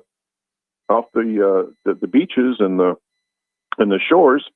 And that was before they came up with that, it's okay to, mean tide and public access and stuff. So they bought Acadia, and that's Rockefeller built all those stone bridges, the causeways, those summer cottages that are mansions. That was all Rockefeller because he wanted to exclude the locals. History. Why would we want to watch the average person go out on the ocean and do business, make a living, when we want the scenery to ourselves without having to look at the irritating fishermen? Right, because they come back to shore at lunchtime and they cook a crab or a lobster or whatever, and maybe a fish, and that smoke and the smell kind of offends them. Yeah. Anyway. Well, I'm glad we've got Arcadia, though. It's a beautiful national park. Yeah, I mean, and of course, what they did is they donated to the state, and guess what that did? No more property tax, so Maine is still in the hole. Oh, yeah, that's right. Of course. Just like that Burt's Bee. I forget her name. Burt's Bees, yeah. Roxanne. Was it Quimby? No. Quimby. Roxanne Quimby, yeah. Yeah. You know why she donated all that land? It wasn't because she was being magnanimous. She was tired of fighting with the LURC. Oh, yeah. And having to pay property taxes on land. Yeah, I did know that. I did know that. And poor Bert Shavitz died a poor man, basically. And he was the the impetus for Burt's Bees. Yes. Anyway. Yep. Lot of stuff. You're a wealth of knowledge. By the way, Ken says hi in Skowhegan. I guess you might know Ken. He says hi to Mikkel. So there you go. I think it was Ken. Pretty sure it was. Correct me if I'm wrong. All right. Well, if you think my knowledge is great, you really need to get a hold of Gunny. Yeah. I know. You really do, because I'll tell you, he will. This guy, I want to have him on. Yeah, I do. He will just talk to him before you have him on, because you need to gird your loins for the stuff this guy knows. Good. I love it. That'll be a very special show, I'm sure. Oh, yeah. And we will get him on. Please do. And he's all into vets, and he needs to get the message to the vets that listen to your station. That's great. We love our veterans. We do. Yeah. Well, listen, sir, you have a great day. Later, John. Take care, Mikkel. Bye now. 10:53 right now on Legacy 1160 WSKW, 7 until 10 o'clock, 7 until 11 o'clock. And what, if anything, has changed? Let's look. No, nothing has changed. Nothing has changed. The day goes on. No changes in the numbers. None. In any of the states, I am seeing no changes in the numbers. Trump up a little bit in Georgia and South Carolina, up quite a bit in Pennsylvania. However, did I say North Carolina? Pennsylvania, he's up by a little under 10 points, about 9.2 points. But Philadelphia, well, they stopped counting last night. Before Mike and I went off the air, they stopped counting ballots in Philadelphia. I wonder why. Maybe they had to regroup and come up with a plan, some kind of a plan, because it wasn't looking like it was going to go Joe's way. Hey, remember what I told you. Don't doubt that they will stop at nothing to elect their candidate. They tried relentlessly for 4 years to get rid of him the only way they found they could, because there was nothing they could pin on Donald J. Trump. The only way they could is at the ballot box. And do you think they aren't going to pull out all the stops, whatever it takes, to get their candidate elected? Look at the crowds Donald Trump drew. Look at the passion. Look at the love they showed for this president who is for the people. That's the government's job. They are here for us. We aren't here to be their pawns. They are here to serve us. And their main directive, correct me if I'm wrong, is not to make sure everybody gets education, everybody gets health care, which, by the way, is not a right, neither is education. Not rights. No, not rights. They are here to protect the rights we have. They are here to protect us, protecting our rights from forces, from evil, foreign and domestic. That is their main job. And they are doing everything but, in fact, they are undermining our rights because they are no longer for the people. Haven't been for a long time, especially now. This will be contested. If Donald Trump goes down today, tomorrow, or Friday, this is going to be contested. And this is not going to be a pretty sight. And heads are going to roll. I predict heads will roll. There is fraud afoot. And I shudder to think what might happen. We stand at 238 for Biden, 213 for Trump. Nothing has moved since late last night. And that is just completely unacceptable.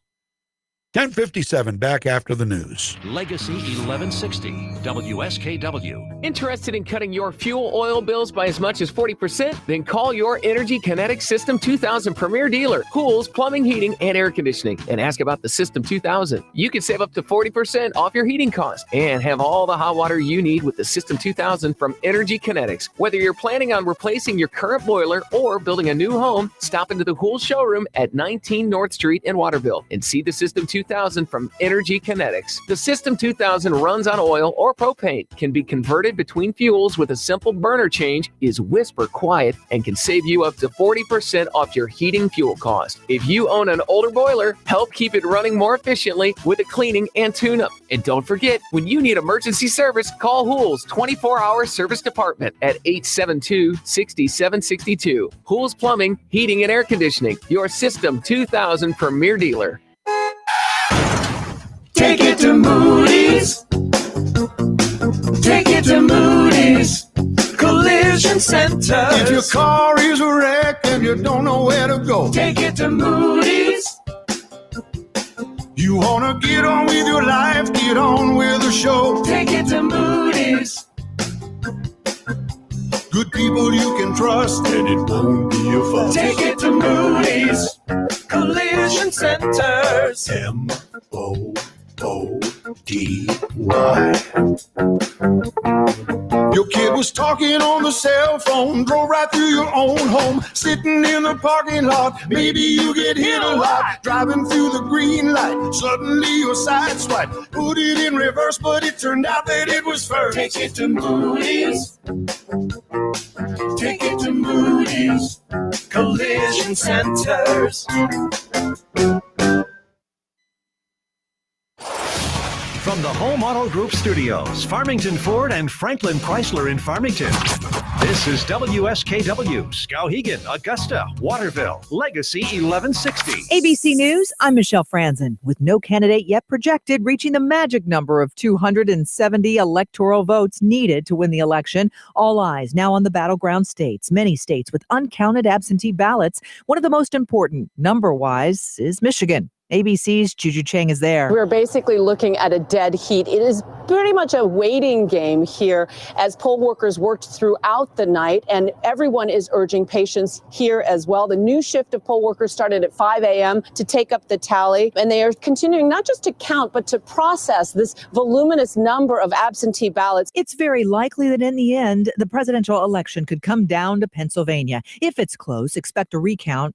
ABC senior national correspondent Terry Moran. Under Pennsylvania law, if the election is decided between 0.5%, in other words, if it's that narrow, there's an automatic recount. Candidates can petition for recounts as well, and then that will be decided. This is ABC News. As several states continue to count their ballots after Election Day, a significant number of Americans say they're worried about the security of those ballots. 87% of voters told exit polls they were confident their votes would be accurately counted. But out of the 12% who said they were not, more than 2/3 said they supported President Trump. Those percentages played out largely across the state level as well, including in several battlegrounds, including Pennsylvania and Arizona. But in Georgia, 2/3 of the 15% who said they were not confident said they supported Joe Biden. ABC's Brian Clark. No cruising out of this U.S. for a while. The Cruise Line Industry Association now says it's extending its suspension of American cruise ship operations through the end of the year. Officials say the new no-sail order gives cruise lines time to put new coronavirus safety rules issued by the CDC last week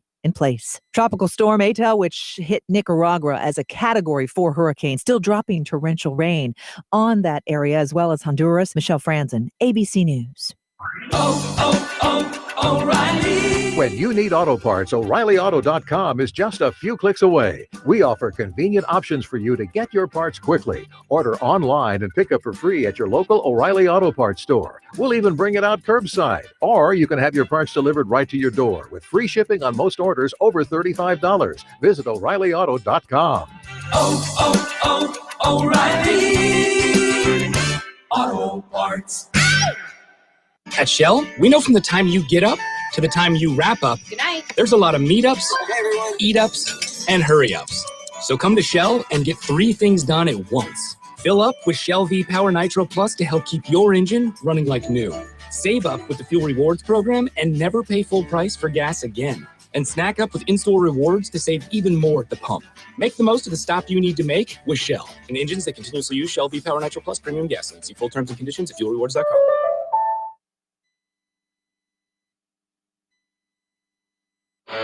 Here's John James on Legacy 1160 WSKW. Welcome back. Welcome back. Susan Collins, winner Looks like. What could possibly go wrong? Sarah Gideon, loser! Sorry, I judged her from the minute she didn't say her name correctly at the end of her ads. That's wrong. I know that's profiling. That's mook profiling. Those who have been with me for a while know what I mean by that. Gideon. Does she not even know her last name or how to say it? Maybe she can't say the n sound. I don't know. Maybe that's it. No, I know she can. Because she says it at the end of the word button. Button. She says button. I shouldn't be making fun of her. I mean, she should be consoled today. And, of course, Max Lynn and Lisa Savage, they have a right. They have a right to run. Same with the third-party candidates for president. I mean, that green guy, Howie, what's his name? I forget. He might as well have made his concession speech last night at about 9 o'clock. That guy. And there was Joe Jorgensen, who didn't do very well either. And in a number of states, some people showed up. How did Kanye West do, by the way? He was actually getting some votes in some of the cities. I don't know why anybody would vote for him. It would a vote for Kanye, or as far as I'm concerned, any one of these other candidates is just a vote against Trump. Hold on, I got to get the door.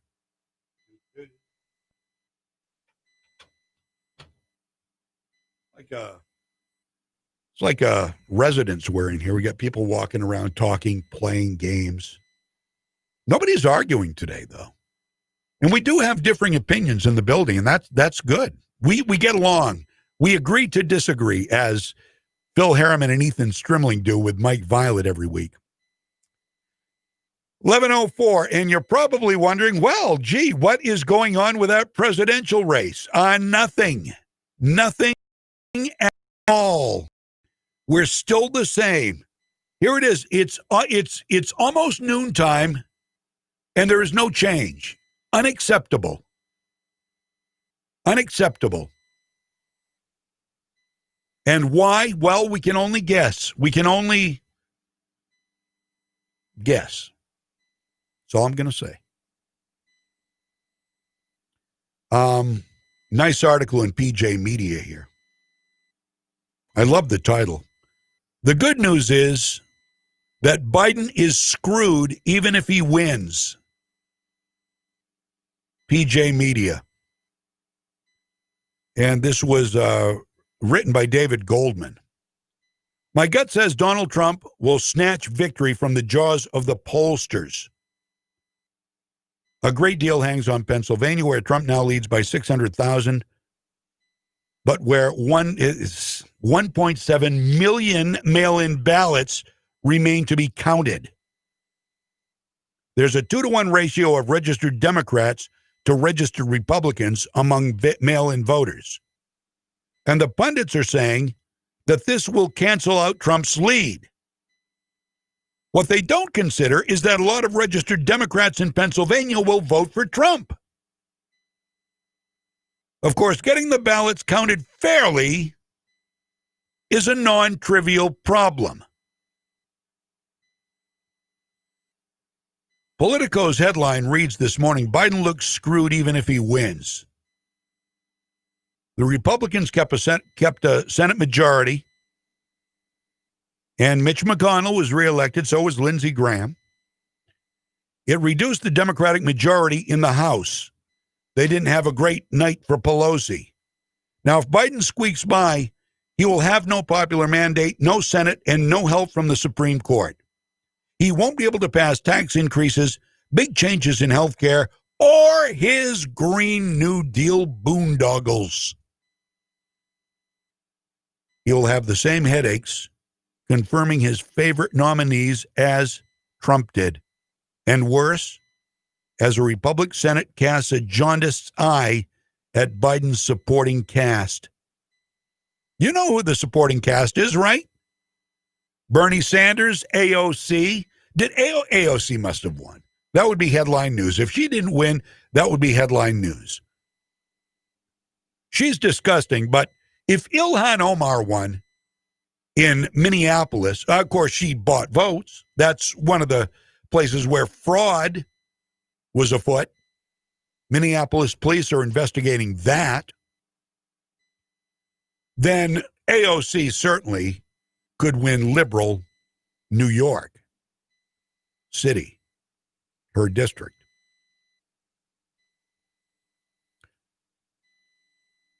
So the White House is critical. It's the deep state versus the American Republic, says the PJ Media article. But even if Biden squeaks through, the Republican Senate and the Supreme Court provide constitutional bulwarks against the Democratic cabal. We will live to fight another day and win another presidential election. But it's not going to be over when it's over. It's going to continue. It will go to the Supreme Court. May go to the House. We'll see what happens. I mean, there's no telling what's going to happen. And what is going to go on in the streets of America? Has anybody talked about that? Has anybody talked about what is going to be happening on the streets if this thing gets thrown into a turmoil? This is going to be a tumultuous time, I think, in a lot of cities. And there was some violence last night. And I don't know if that's just because it looked like Donald Trump might be the winner or what. I will try to find out right now if there are any news stories.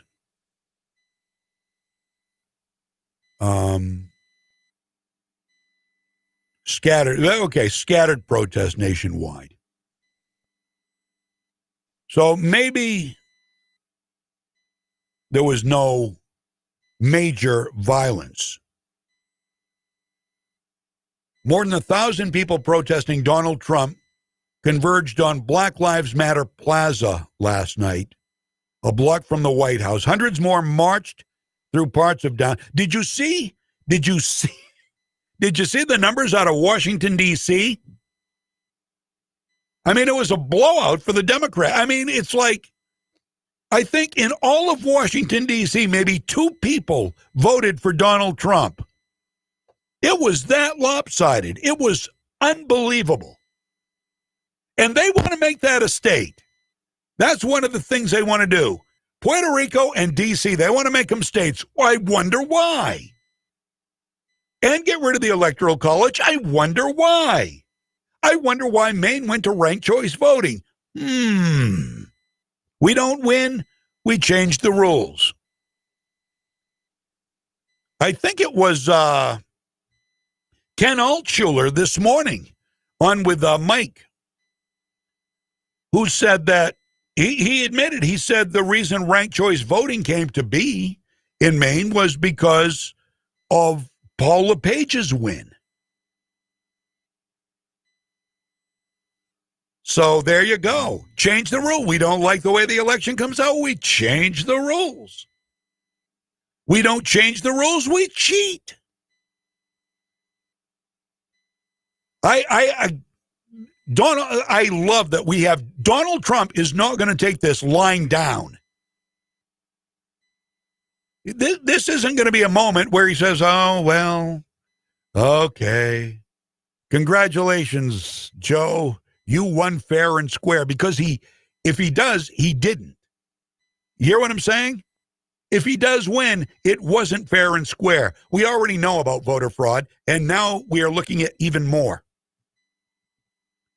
And you wonder what is going on in these states where the numbers aren't changing even today. What is going on? Something's going on. It's not going on. There's a story behind all this. unless the numbers just aren't being updated, and I find that hard to believe.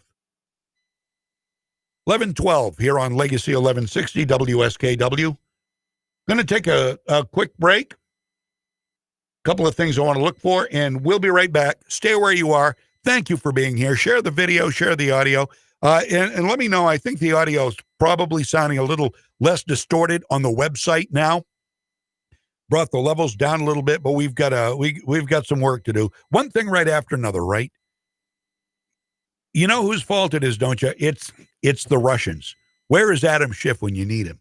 11:13. We'll be right back. WSKW, Legacy 1160. What a fantastic time to shop for fall items at Town Line Antiques, where you'll find 2 floors, 50 dealers, and thousands of items from throughout history. Town Line Antiques has vintage signs, furniture, classic electronics, sports memorabilia, jewelry, coins, home decor, and more. If you haven't been recently, there are new booths and lots of new items, including a full booth of Christmas goodies for anyone who wants to spread some early cheer. Town Line Antiques, open Tuesday through Sunday from 10 to 5. Route 201, right on the Winslow-Vassalboro Town Line. Medicare is so confusing. I didn't know where to get help, but I wouldn't call a plumber in Arizona to fix my pipes in Maine. So don't call some out-of-state 800 number to navigate Medicare plans when your help is right here at home. The Senior Planning Center represents all Medicare Health and Part D plans. They have trusted professional experts in every county. You should call them for your free Medicare review. Due to COVID-19, we are prepared to meet with our clients in person following safety protocols or by phone. Call 223-6565 today. That's 223-6565. Take it to Moody's. Take it to Moody's Collision Center. If your car is a wreck and you don't know where to go, take it to Moody's. You wanna get on with your life, get on with the show. Take it to Moody's. Good people you can trust, and it won't be a fuss. Take it to Moody's Collision Centers. MOODY. Your kid was talking on the cell phone, drove right through your own home, sitting in the parking lot. Maybe you get hit a lot, driving through the green light. Suddenly your side swipe, put it in reverse, but it turned out that it was first. Take it to Moody's. Take it to Moody's Collision Centers.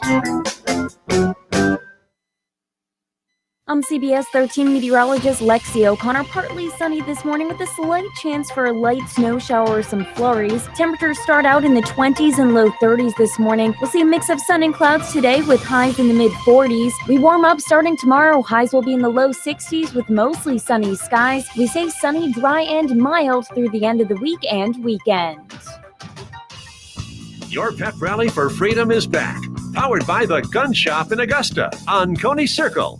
Now, here's John James.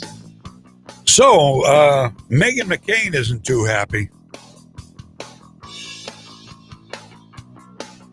She is the only voice of reason, on The View. And she tweeted out, see if I can find her tweet here. Meghan McCain, this morning at 4 o'clock this morning, modern American polling is dead. And modern American pollsters should find another vocation so they can stop wasting all of our collective time and helping to gaslight the media and American public. And then this.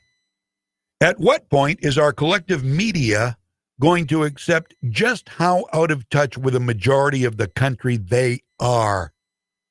I predict they won't. They will just quadruple down rather than accept, learn, and try to actually represent so many of the voters they so clearly disdain. She's no fan of Donald Trump. None. She said she wasn't going to vote for Donald Trump. I don't blame her. After what he said about her dad, I don't blame her a bit. I would feel the same way. And if you love your dad, you would too. Now, I was never a big John McCain fan. I think John McCain was a rhino, but he wasn't my father. So I get Meghan, but Meghan McCain is, she's still a conservative. She's still in touch with reality. And those tweets were spot on.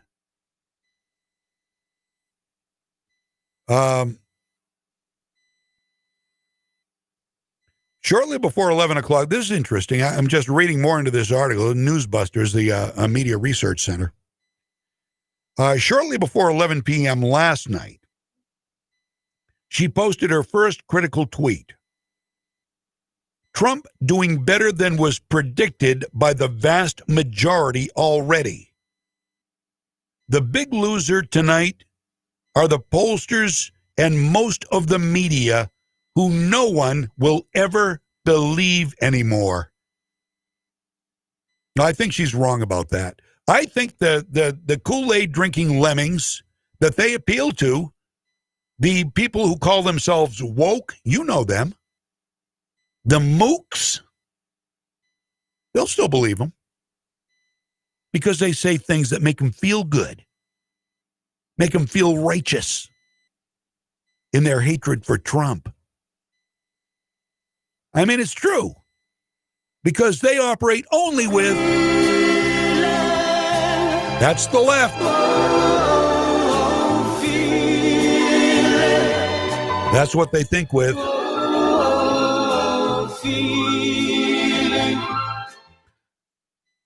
I hate to put such a nice song in such a negative light, but it's true. It's true. That's how they operate. That's how the media operates. And it's disgusting. There's no truth. And there's no shame. There is no shame for them. You would think, wouldn't you, that our media that we grew up with, CBS, you remember Walter Cronkite? Not everybody does. Oh, Walter Cronkite.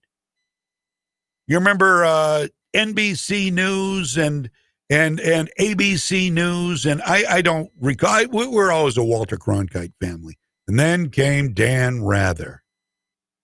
And it was all downhill from there.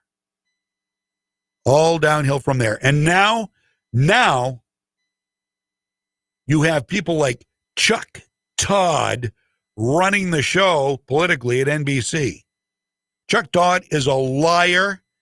Chuck Todd is a left-wing hack. He might as well be working for the DNC. And he parades around as a journalist. Can you imagine that? A journalist, Chuck Todd. And the people he leads at MSNBC, all deplorable, all shameless. Spreading nothing but hate for the president. Spewing nothing but vitriol. Lies. They spewed lies for over 2 years. Entertaining Adam Schiff whenever he wanted to come on. Allowed him to come on and say, I've got proof. Donald Trump colluded with Russia. I don't care what the investigation says. I've got proof. I know. Well, the investigation, which he thought was going to find Donald Trump guilty of something, didn't. But he still had proof, right? Well, here we are 4 years into it. Where's the proof, Adam? Oh, no, nothing to see here. So he moves on to the Ukraine and impeachment. And that fails. Now we've got the COVID-19, the China virus. China virus is what it is. It's the China virus. Now, whether or not the Democrats were involved in any way, I'm not gonna venture a guess as to that. I'm not gonna go that far. Not that I couldn't make a case for that. Them colluding somehow with the WHO and Xi Jinping in communist China to allow the virus to come over here and hurt Trump. I'm telling you, I put nothing past the left. Nothing at all. So we allow a virus to come in. It'll hurt Trump. We'll have some collateral damage, some lives. We'll be safe. Nancy Pelosi, I'm Nancy Pelosi. I've got to be protected. I'm the House Speaker. I'm going to go home to my mansion in San Francisco, and I'm going to stock up with all kinds of ice cream in my twin stainless steel $20,000 a piece Sub-Zero freezers, and I'm going to go on TV with them and wave them in everybody's nose. And I'm going to stay safe here at my home. They knew they weren't going to get hurt by the China virus. You don't think they didn't know that? They're protected. Oh, a couple of people in Congress did get the coronavirus. I don't know as any Democrats did. I honestly don't know. I'm not going to say coronavirus knows potty. That would be foolishness. But to out of hand say that the Democrats knew nothing about the danger of the coronavirus and didn't tell anybody, and in fact wanted it to come into our country to hurt the president, to dismiss that out of hand, to reject it out of hand, I think would be foolish. Because look what's going on now. It continues. This try to get Donald Trump out of the White House is continuing even now. Only now it's different. Now they've got to use the ballot. Now and I'm not saying that they used it, the voters used it at the polls legally. That'd be one thing. But voter fraud, I mean, this is being uncovered as we speak. It was uncovered before the election began. They will stop at nothing. And what is going to happen to this country if Donald Trump is elected president? What are they going to do? It's going to be contested either way. If Trump wins, Biden will contest. If Biden wins, Trump's going to contest. As well he should. 11:25 on Legacy 1160 WSKW. I was very sorry about Rick Foss. I had a lot of hope for Rick Foss. Is a great man. He's on the Waterville City Council running for the Maine House of Representatives. Lost to Bruce White, who from what I've heard has done nothing. Nothing. But he had that all-important D next to his name, didn't he? And we're talking the Waterville area. Colby kids, right? Colby graduates or Colby students allowed, I guess, from what I hear, one of the campaigns highlighted the fact that Colby kids who even went home to their out-of-state residences, where many of them are from, because, that's the people that can afford Colby College, I guess. They were able to vote absentee from their home in Texas, California, Oregon, wherever, as a Waterville resident. So people who don't even live in Waterville, Maine, are dictating the outcome of what goes on in our town in central Maine. Something wrong with that. Something wrong with that. All right. Let's, I know nothing has changed, but just for giggles, look at that. Nothing has changed. We're still 238 to 213 in the electoral count. Biden over Trump right now. 270 is the magic number. Joe Biden has 50% of the popular vote to Trump's 48.3. And he's also got the Electoral College lead.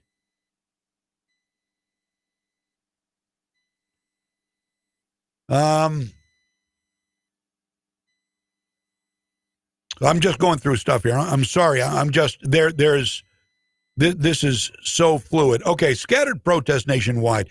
I was telling you about these protests in Washington last night. People waving the Black Lives Matter flags and marching in the street. I guess there was no violence. Hundreds of people marched in anti-Trump demonstrations in D.C., Portland, Oregon, Seattle, several arrested. This is what democracy looks like, protesters chanted in Portland, where organizers said the demonstrations would be peaceful and that regardless of the presidential election result, they would continue protesting in support of racial justice, which is fine. The sheriff's office said some protesters were openly carrying guns, which I don't have a problem with that, I guess, if it's legal. They're not using them. I mean, open carry is a thing in Maine. I don't get triggered when I see somebody with a gun. Well, it depends. Yeah, I do. You're like me, probably. You profile people who look a little off. Let's just say that, to be kind. But I don't, you don't see that. You don't see that. But I would if I saw some guy, walking with his eyes crossed, staggering, and had a lazy eye and looked angry. I would be worried. I would profile at that point. Oregon Governor Kate Brown had put the National Guard on standby since Portland has seen almost nightly protests since the death of George Floyd in Minneapolis in May. Mayor Ted Wheeler said on Twitter there would be no tolerance for any violence, intimidation, or criminal destruction, and that people should be safe while using their voice to advocate for their perspective. Absolutely. That's the first sensible thing I think I've heard Ted Wheeler ever say as the mayor of Portland, Oregon. I hope things stay peaceful. I hope they boarded up all those businesses just as a precaution and that it will turn out they don't need them. Oh, you know who else lost last night nationally that I was very disappointed to see? Kim Klacik of Baltimore. Kim Klacik, what an amazing voice. Look her up. Look her up. Her ads were phenomenal. Her pieces were phenomenal. Kim, Klacik, I think, or maybe CK at the end. Kim Klacik. She was a black woman who wanted to represent Baltimore because Baltimore is an oppressed city. The minority oppression it's unsustainable. And she would have been a good voice for Baltimore, a new voice, a Republican, a conservative voice. But again, in their wisdom, their dedication to the Democratic Party, they voted Democrat again, thinking this time after 50 years or whatever it's been since Democrats have been in office in her district, this time it'll be different. It makes you wonder, doesn't it? Look, I'm a conservative. If there is a conservative running my district, running my city, that is making it a living hell, I will go on the record here saying I would vote Democrat hoping for a change. These people don't get it. They don't see the parallel between how horrible things are in their city and the fact that Democrats have been running their city for decades. They don't get it. And I don't understand it. I don't understand the mindset. Yeah, somebody else agreeing here. Kim Klacik, very disappointed by her loss in Baltimore. I'm telling you, look her up. She was outstanding. A vibrant young woman with a plan who understood the district well, grew up there, pointed out she did a walking tour of the district, of the city of Baltimore, showing the empty, burned out, run down buildings with no windows and the trash and the mess that is parts of Baltimore, the part she wanted to represent, run by Democrats for decades. Oh, no, we'll elect a Democrat again, though. This time will be different. Tell me again, what is the definition of insanity? 11:33 here on Legacy 1160 WSKW. 207-621-9759. You want to get on the voice line, 207-441-6969 if you want to get on the text line. Be glad to hear from you any way you want to do it. Well, if there are riots, you know who's to blame?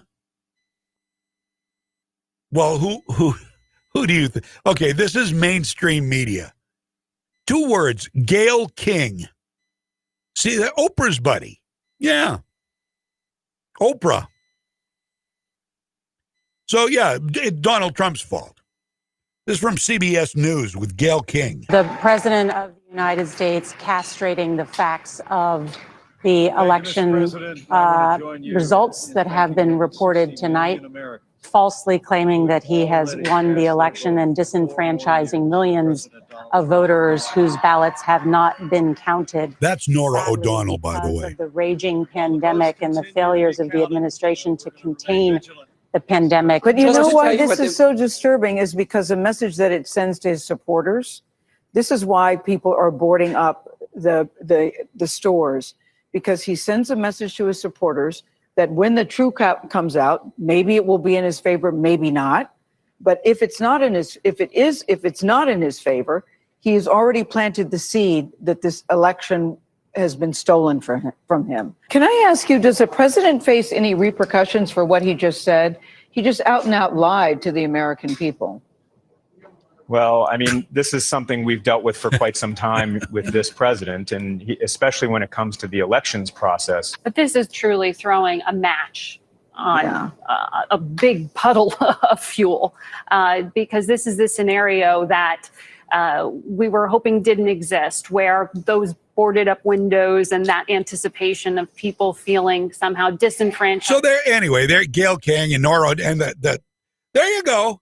They love to hate the president. Oh, should he face any legal ramifications for what he said? And they're boarding up the windows and doors, and it's because of anticipation of Donald Trump winning the election, and we can't stand it.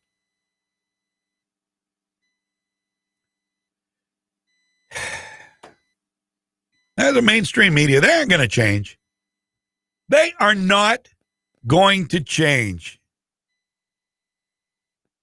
Gayle King fretted that what she heard was so disturbing. It was because the message that it sends to his supporters.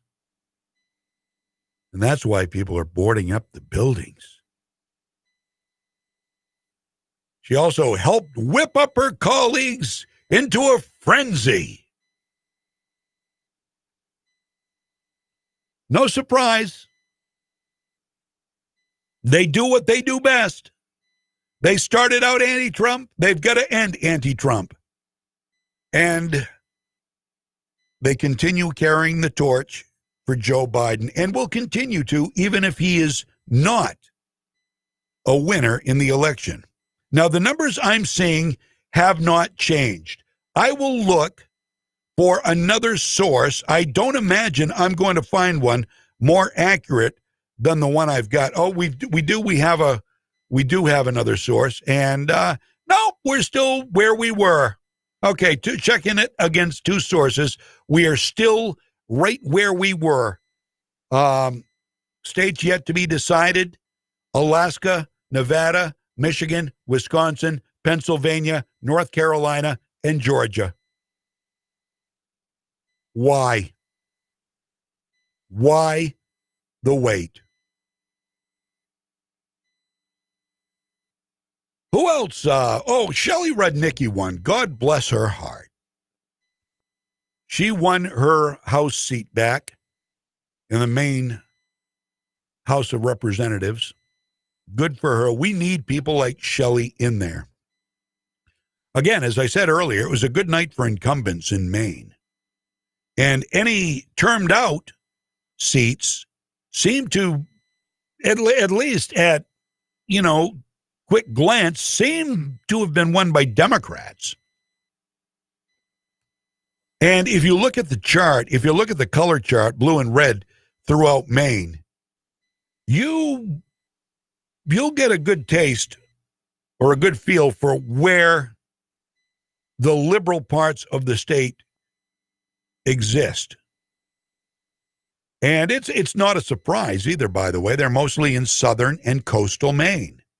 There are some pockets in other parts of the state, but mostly southern and coastal Maine. Okay, we still have Collins at 51% here. So I think it's pretty safe to say that Susan Collins maintains her seat. And that's great news for Maine and the country. She will be the leader of the Appropriations Committee. That's what we're talking about, right? That's the committee we're talking about. And as we discussed on our Sam show, Leadership Through Action last week, when we had Susan Collins on, maybe it was 2 weeks ago now, that's going to play a very important role for sustaining Maine's outdoor heritage. That is great news. Can you imagine if Sarah Gideon had taken that seat? She would have been up. I got to be careful how I say this. She would have been right in there with Chuck Schumer, and she would be another do-nothing Democrat from Maine in Washington, D.C., just like last night's winner, Shelley Pingree, is. Jared Golden won by not as much as I expected. He won by 6 points, 53-47 over Dale Crafts. Now, I'll be honest with you, I voted for Dale Crafts. You knew I would. I think I made that clear. Although, while I don't agree with a lot of what Jared Golden believes, I really honestly think when it comes to Maine representation in the House of Representatives, Shelley Pingree is far more dangerous than Jared Golden is. Just my gut. I haven't met Shelley Pingree. I've met Hannah. I've met her daughter, who's very nice. But I'm sure she doesn't fall too far from the tree. Jared Golden is just, I've spoken with him on a couple of occasions, including last week, the impromptu interview we did with him about guns. And he seems to be completely on board with everything I believe in, with everything the gun owners of Maine believes in, everything Sam believes in when it comes to gun rights and the Second Amendment. And that's good. That's good. I think the most important right we've got, especially now, is the Second Amendment. And if we're going to have a Democrat in there, better to have a Democrat that protects our Second Amendment rights, unlike Shelley Pingree, who would disarm you in a heartbeat. She had that kumbaya moment with Elijah Cummings and the rest of the gang a few years ago, where they stayed up all night because the House wasn't moving on gun control. And the Republicans had the majority at the time. So they stayed up all night singing and sitting there in the dark like a bunch of children. I'm surprised they didn't put up little blanket tents and pillows and have their little sleep out. Maybe they did. Maybe they did. And it was all for gun control. And that's Shelley Pingree. That's the danger in her. And, of course, Susan Collins, I don't know. I don't know. I actually think Jared Golden is better on gun control than Susan Collins is, to be honest with you. But I'll tell you, Susan Collins is better on gun control than Sarah Gideon would have been by 1,000 miles. And that's a very important right to maintain all of. Wholly. No limitations, no assault weapons bans, no high-capacity magazine bans, none of it. No background, no universal background checks, no red flag laws. Don't need them. We've got constitutional carry. It's worked well in this state. Blood has not flowed in the streets, as the Democratic opponents predicted it would. It's been 4 years now. 4 years since I did the interview with Jeff Zimba and the late Todd Tolhurst, who was then the president of the Gun Owners of Maine. The day concealed carry, constitutional carry, rather, became the law of Maine, we talked about what it entailed, what you could not do, and we talked about how the left was predicting blood would run in the streets, basically. And we are still the safest state in the United States. Thank you very much. 11:44. Going to take a quick break, and we will be back. Want to weigh in? Please do. Love to talk with you. 621-9759. 207-441-6969 is the text line. Or you can go ahead and comment on Facebook. I'm John James, and we'll be right back. WSKW, Legacy 1160. Take it to Moody's. Take it to Moody's Collision Center. If your car is a wreck and you don't know where to go, take it to Moody's.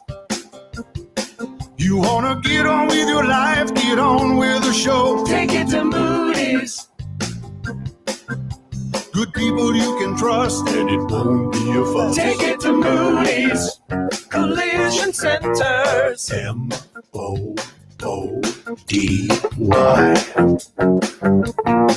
Your kid was talking on the cell phone, drove right through your own home, sitting in the parking lot. Maybe you get hit a lot, driving through the green light. Suddenly your side swipe, put it in reverse, but it turned out that it was first. Take it to Moody's.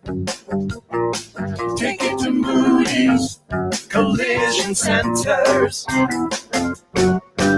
If you're a service technician looking for a career opportunity with great pay and benefits, and you have the experience, qualifications, and the drive to succeed, then call Bob's Cash Fuel in Madison. They want to talk to you. Starting out with just one truck for deliveries in 1981, they've grown into a locally owned and operated full-service company, offering experience and a staff of trusted, loyal professionals. Bob's Cash Fuel offers heating oil, kerosene, diesel, gasoline, propane, and 24-hour emergency service for heating, cooling, and delivery. And their new app allows you to order fuel from your phone, check account information, delivery status, make a payment, and more. Just download the app from the App Store. They can also prepare you for the hot weather with a Mitsubishi cooling and heating system featuring eco-comfort technology that lets you control each room individually, and it can be installed in less than a day with no ductwork. Get your Mitsubishi heating and cooling system professionally installed from Bob's Cash Fuel. To heat or cool and propane too, call Bob's Cash Fuel 696-3040 or visit online at bobscashfuel.com. Bob's Cash Fuel is an equal opportunity employer. Why settle for just one day of discounts when Haidt Chrysler Dodge Jeep's Black Friday sales event will get you the best price on a new vehicle all November long?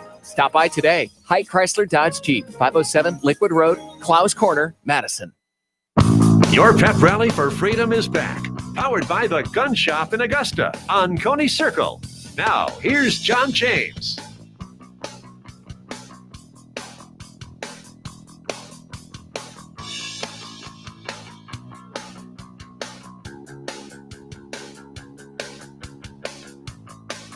Hi, I'm here. It's okay. Don't call 911. We're good. All right, let's get to a few of the Facebook comments here and see what is new. Did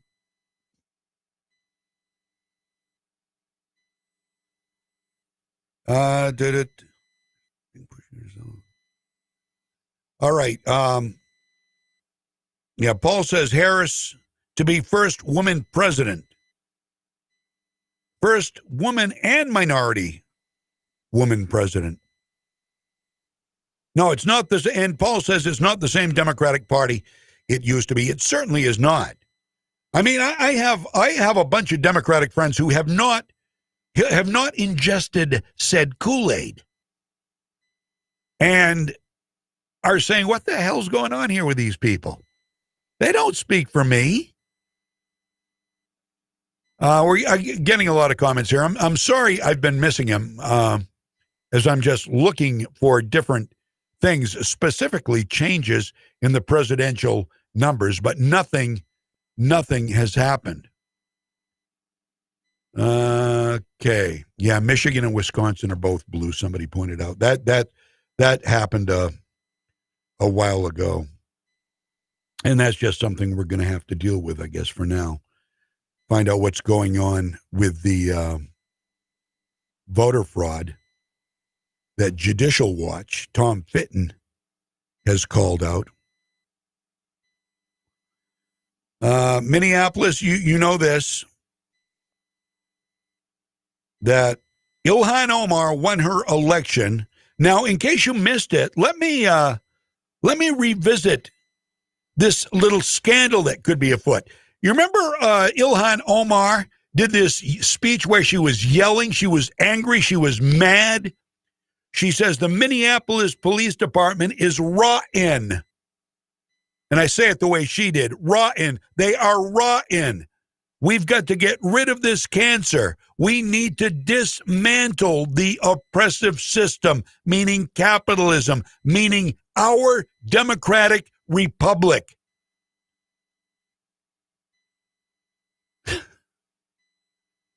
Minneapolis police announced that they are looking into allegations of voter fraud following that video that was released by Project Veritas. The whole thing is being evaluated right now. In this video, if you didn't see the video or didn't hear about it, there's a guy named Liban Mohammed, who is the brother of Minneapolis City Council member Jamal Osman. He said this in a Snapchat video. Just today, we got 300, meaning votes, for Jamal Osman. I have 300 ballots in my car right now. Numbers don't lie. You can see my car is full. All these here are absentee ballots. Look, all these are for Jamal Osman, his brother. And this is all tied into the Ilhan Omar re-election campaign. What's going to happen? Well, I can't wait to see. Breitbart News had tweeted, Project Veritas has released the results of an investigation into the alleged ballot harvesting by supporters of Democrat Representative Ilhan Omar in Minnesota, a key swing state. Donald Trump retweeted it with this caption: "This is totally illegal. Hope that the U.S. attorney in Minnesota has this and other of her many misdeeds under serious review. If not, why not? We will win Minnesota because of her." And law enforcement. Save Minneapolis and Iron O Range. Well, he didn't win Minnesota, but there was voter fraud there too. Did Ilhan Omar even win her district? Who's to know? I hope the investigation continues and we find out more. I'm going to do one more check here. Before we wrap the show up, I'm going to do one more check, and I'm sure nothing has changed. But if it has, I want to be the first to tell you, and it has not. Apparently, the counting has stalled. Either that or they're not going to release any updates until all the ballots are counted. Again, the count we need to get to is 270. Biden has 238. Donald Trump has 213. It's been that way since Arizona was called last night for Joe Biden. I believe it has been. It may have changed a little bit. But I think that's about where it was. So we're waiting for Alaska, Nevada, Wisconsin, Michigan, Pennsylvania, North Carolina, Georgia. Those are the holdouts. 4 of those states right now are trending red. But don't be fooled by that.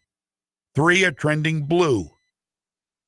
But the races are so close in all but Alaska that if Democrats are the majority of mail-in voters and those are the only votes left to count, then this is going to change, and not in a good way. Say your prayers, keep the faith, and I will see you tomorrow. And I hope we have some results to at least talk about. Thank you for being here. I really appreciate it. I really do. And hopefully you'll share. We do this every day from 9 to noon. Mike Violette is here every morning from 6 to 9. And we'll be back with bells on tomorrow. Have a great afternoon. I'm John James.